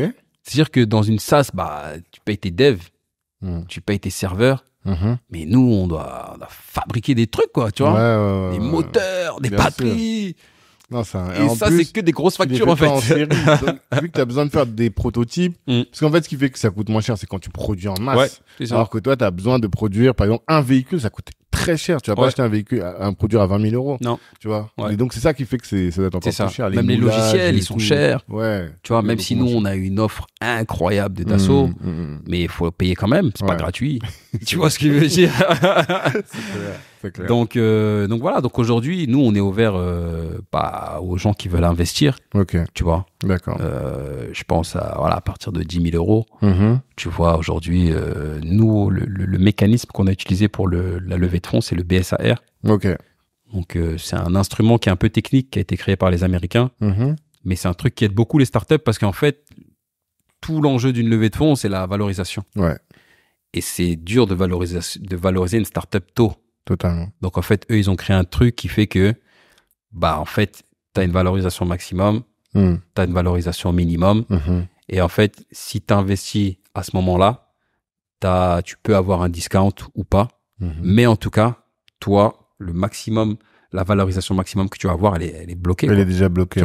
Donc, au prochain tour, quand on va lever, je sais pas, 30 millions, bah, les gars qui ont investi maintenant, pour les 500 000, bah, en fait... leurs parts vaudront la part relative à la valorisation que vous avez déterminée. C'est ça. Et bien souvent, en plus, ce qu'il faut avoir à l'esprit, c'est que quand il y a un gros tour comme ça, il y a souvent un moment où les nouveaux investisseurs disent il y a trop de monde là. Et donc, ils veulent racheter les parts. Et c'est comme ça que toi, tu peux faire une petite culbute. En tout cas, que les investisseurs d'aujourd'hui peuvent gagner. Et s'ils croient au projet, ils peuvent faire des fois 5, fois 10. Et un des avantages du BSAR, c'est qu'il se vend. Ah, tu peux céder. C'est-à-dire qu'au prochain tour, tu cèdes ton BSA, en fait. Oui, ok, d'accord. Comme des actions, en fait. Voilà. Oui. Tu vois. Okay. Et voilà. Donc aujourd'hui, moi, vraiment, c'est quelque chose auquel je tiens, tu vois, de pouvoir permettre aux gens d'investir dans un projet qui est aussi ambitieux, tu vois, parce que bah, malheureusement, les opportunités Facebook et tout, c'est très rare, quoi. Tu vois ce que je veux dire? Et en France, c'est rare, c'est très rare, et j'ai pas peur de le dire, tu vois, d'avoir des projets portés par des gens de la communauté qui sont très ambitieux. C'est ça, exactement. Tu vois, franchement, il y en a très peu sur les doigts d'une main et encore, tu vois. Donc, en fait, aujourd'hui, les gars, il y a beaucoup de gens qui ont des économies, tu vois, mais qui vont immobiliser ça dans l'immobilier ou qui vont immobiliser ça pour acheter un terrain, 2, 3, 4, 5 terrains au bled. Il faut diversifier. Ouais. Tu vois, aujourd'hui, c'est quoi les boîtes les plus puissantes aujourd'hui sur notre planète? C'est les startups, frère. C'est Facebook, Amazon, Google, mais ça, c'est quoi? C'est des gars, à la base, ils étaient comme nous, dans un garage. Leurs parents, ils les ont aidés ou pas, mais ils ont commencé avec le minimum, quoi. Il y a de la technologie. Et aujourd'hui, nous, bah, moi, je propose cette opportunité-là, en fait. C'est-à-dire qu'aujourd'hui, au lieu d'acheter un terrain à Dakar, à Cotonou, je sais pas où, bah, ces 5K ou ces 10K-là, mets-les dans Kemet, tu vois. Et puis, dans 2 ans, 3 ans, tu pourras acheter un terrain.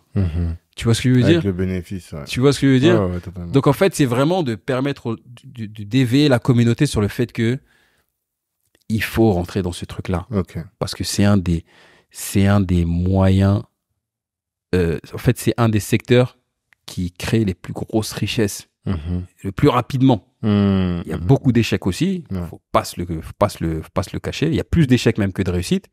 Mais combien de gens aujourd'hui créent des projets et arrêtent? Il y en a plein. Tu vois? Moi-même, j'en ai eu.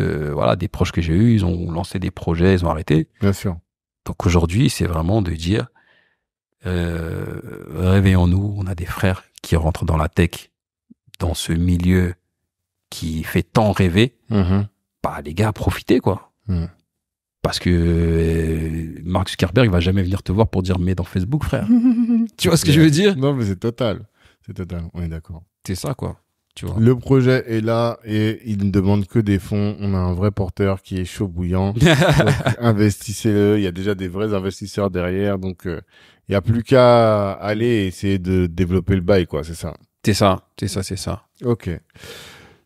On a tout bien compris. On va arriver vers les questions de la fin, quand même, parce qu'on a bien parlé. Ouais.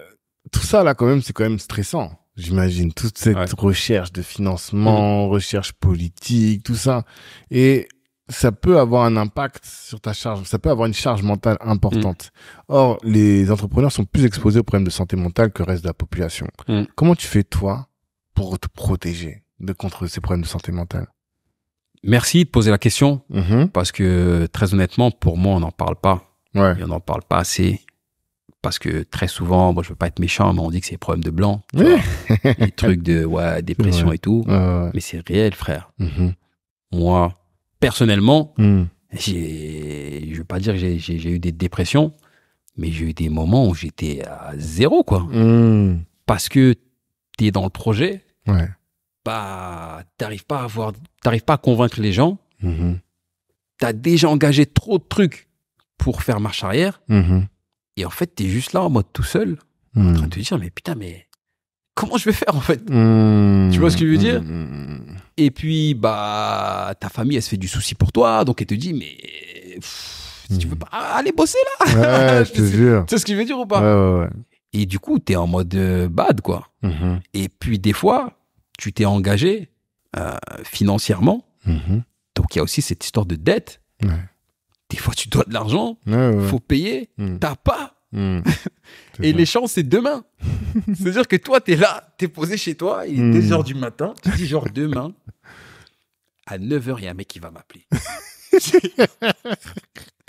J'ai pas son argent. Je vois, très bien. J'ai pas son argent, j'ai pas de solution. Je fais quoi, frère? Totalement. Et en fait, ça arrive. Franchement, pratiquement tous les entrepreneurs. Peut-être que toi-même, t'es passé à travers, t'es passé dans ça. Et on n'en parle pas.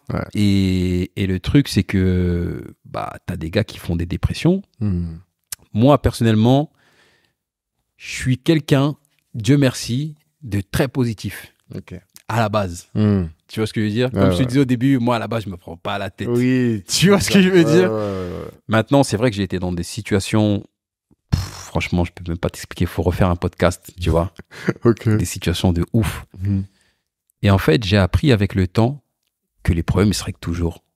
C'est-à-dire que je me suis retrouvé dans des situations de dingue avec aucune solution. Et sans m'en rendre compte avec le temps, le truc, il s'est réglé parce qu'en fait, voilà, il y a ça qui s'est débloqué, puis après, il y a ça, puis après, il y a ça. Et en fait, 6 mois après, c'est fini.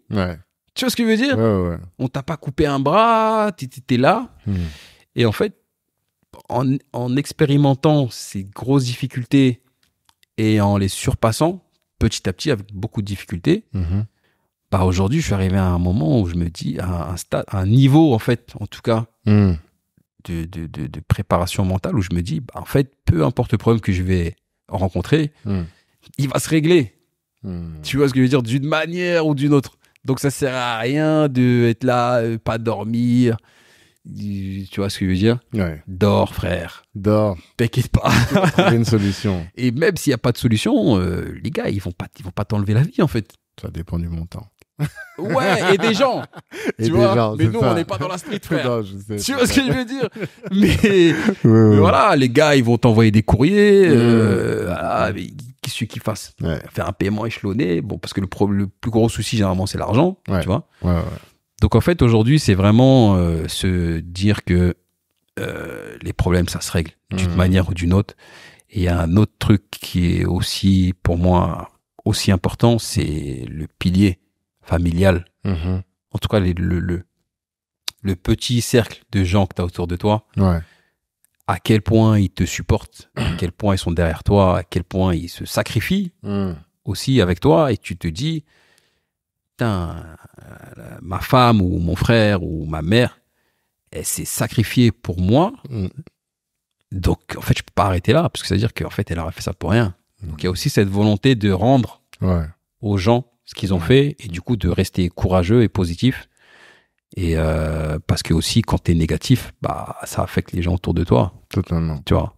Totalement. Donc c'est vraiment petit à petit, avec les épreuves, s'endurcir. Et j'ai vu un truc d'Elon Musk qui disait tout à l'heure, quand tu te lances dans l'entrepreneuriat, il faut que tu aies une capacité à gérer pain, je sais pas comment dire en français, mais la douleur, mais une capacité limite surhumaine, quoi. Tu vois. Et voilà. Donc c'est ça. Ok. Autre question. Si l'Afrique était le Wakanda, quel rôle toi tu jouerais dedans? Le Wakanda, le film, tu veux dire? Ouais. Mais surtout l'idée d'une Afrique idéale, où on est fort, où on a nos ressources, où on est, tu vois, Kemet, au final. Quel rôle toi tu jouerais dans le vrai Kemet? Moi, franchement, j'aimerais être un leader. Ok. Tu vois? Un leader plus sur le plan économique, mais vraiment quelqu'un qui tire le truc. En fait, un fondateur de ce Wakanda. Tu vois? Pas venir après quand c'est fait et dire, tu vois? Toi, tu te sens un fondateur, une âme de pionnier et de constructeur. Moi, je veux être assis à la table des gens qui ont fait et qui réfléchissent à comment faire encore plus. Tu vois, je veux pas juste être là et dire, oh putain, l'Afrique c'est bien. Heureusement que les gars là, ils ont fait, hein. Tu vois. Moi, je veux être un fondateur, tu vois. Ok. Ouais. Donc, c'est ça, quoi. Lourd. Très bien. Franchement, on a bien parlé. Dernière question. Là, on a parlé pendant plus d'1h40. Waouh. Ah ouais? Ouais. Incroyable. Qu'est-ce que tu veux que les gens retiennent de toute cette discussion? S'ils devaient ne retenir qu'une seule chose et ils finissent la vaisselle, ils finissent ce qu'ils sont en train de faire, ils reprennent leur vie, qu'est-ce que tu veux qu'ils retiennent absolument de cette discussion? Franchement, c'est simple. Il est temps. Tu vois? Il est temps.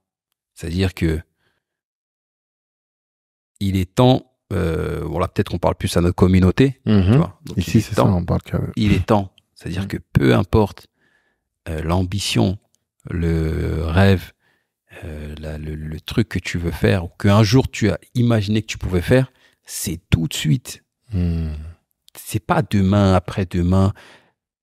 Pose-toi, prends une feuille, un papier et commence à noter comment tu peux commencer en fait. Même si c'est un truc insignifiant, commence à en parler autour de toi, c'est tout de suite.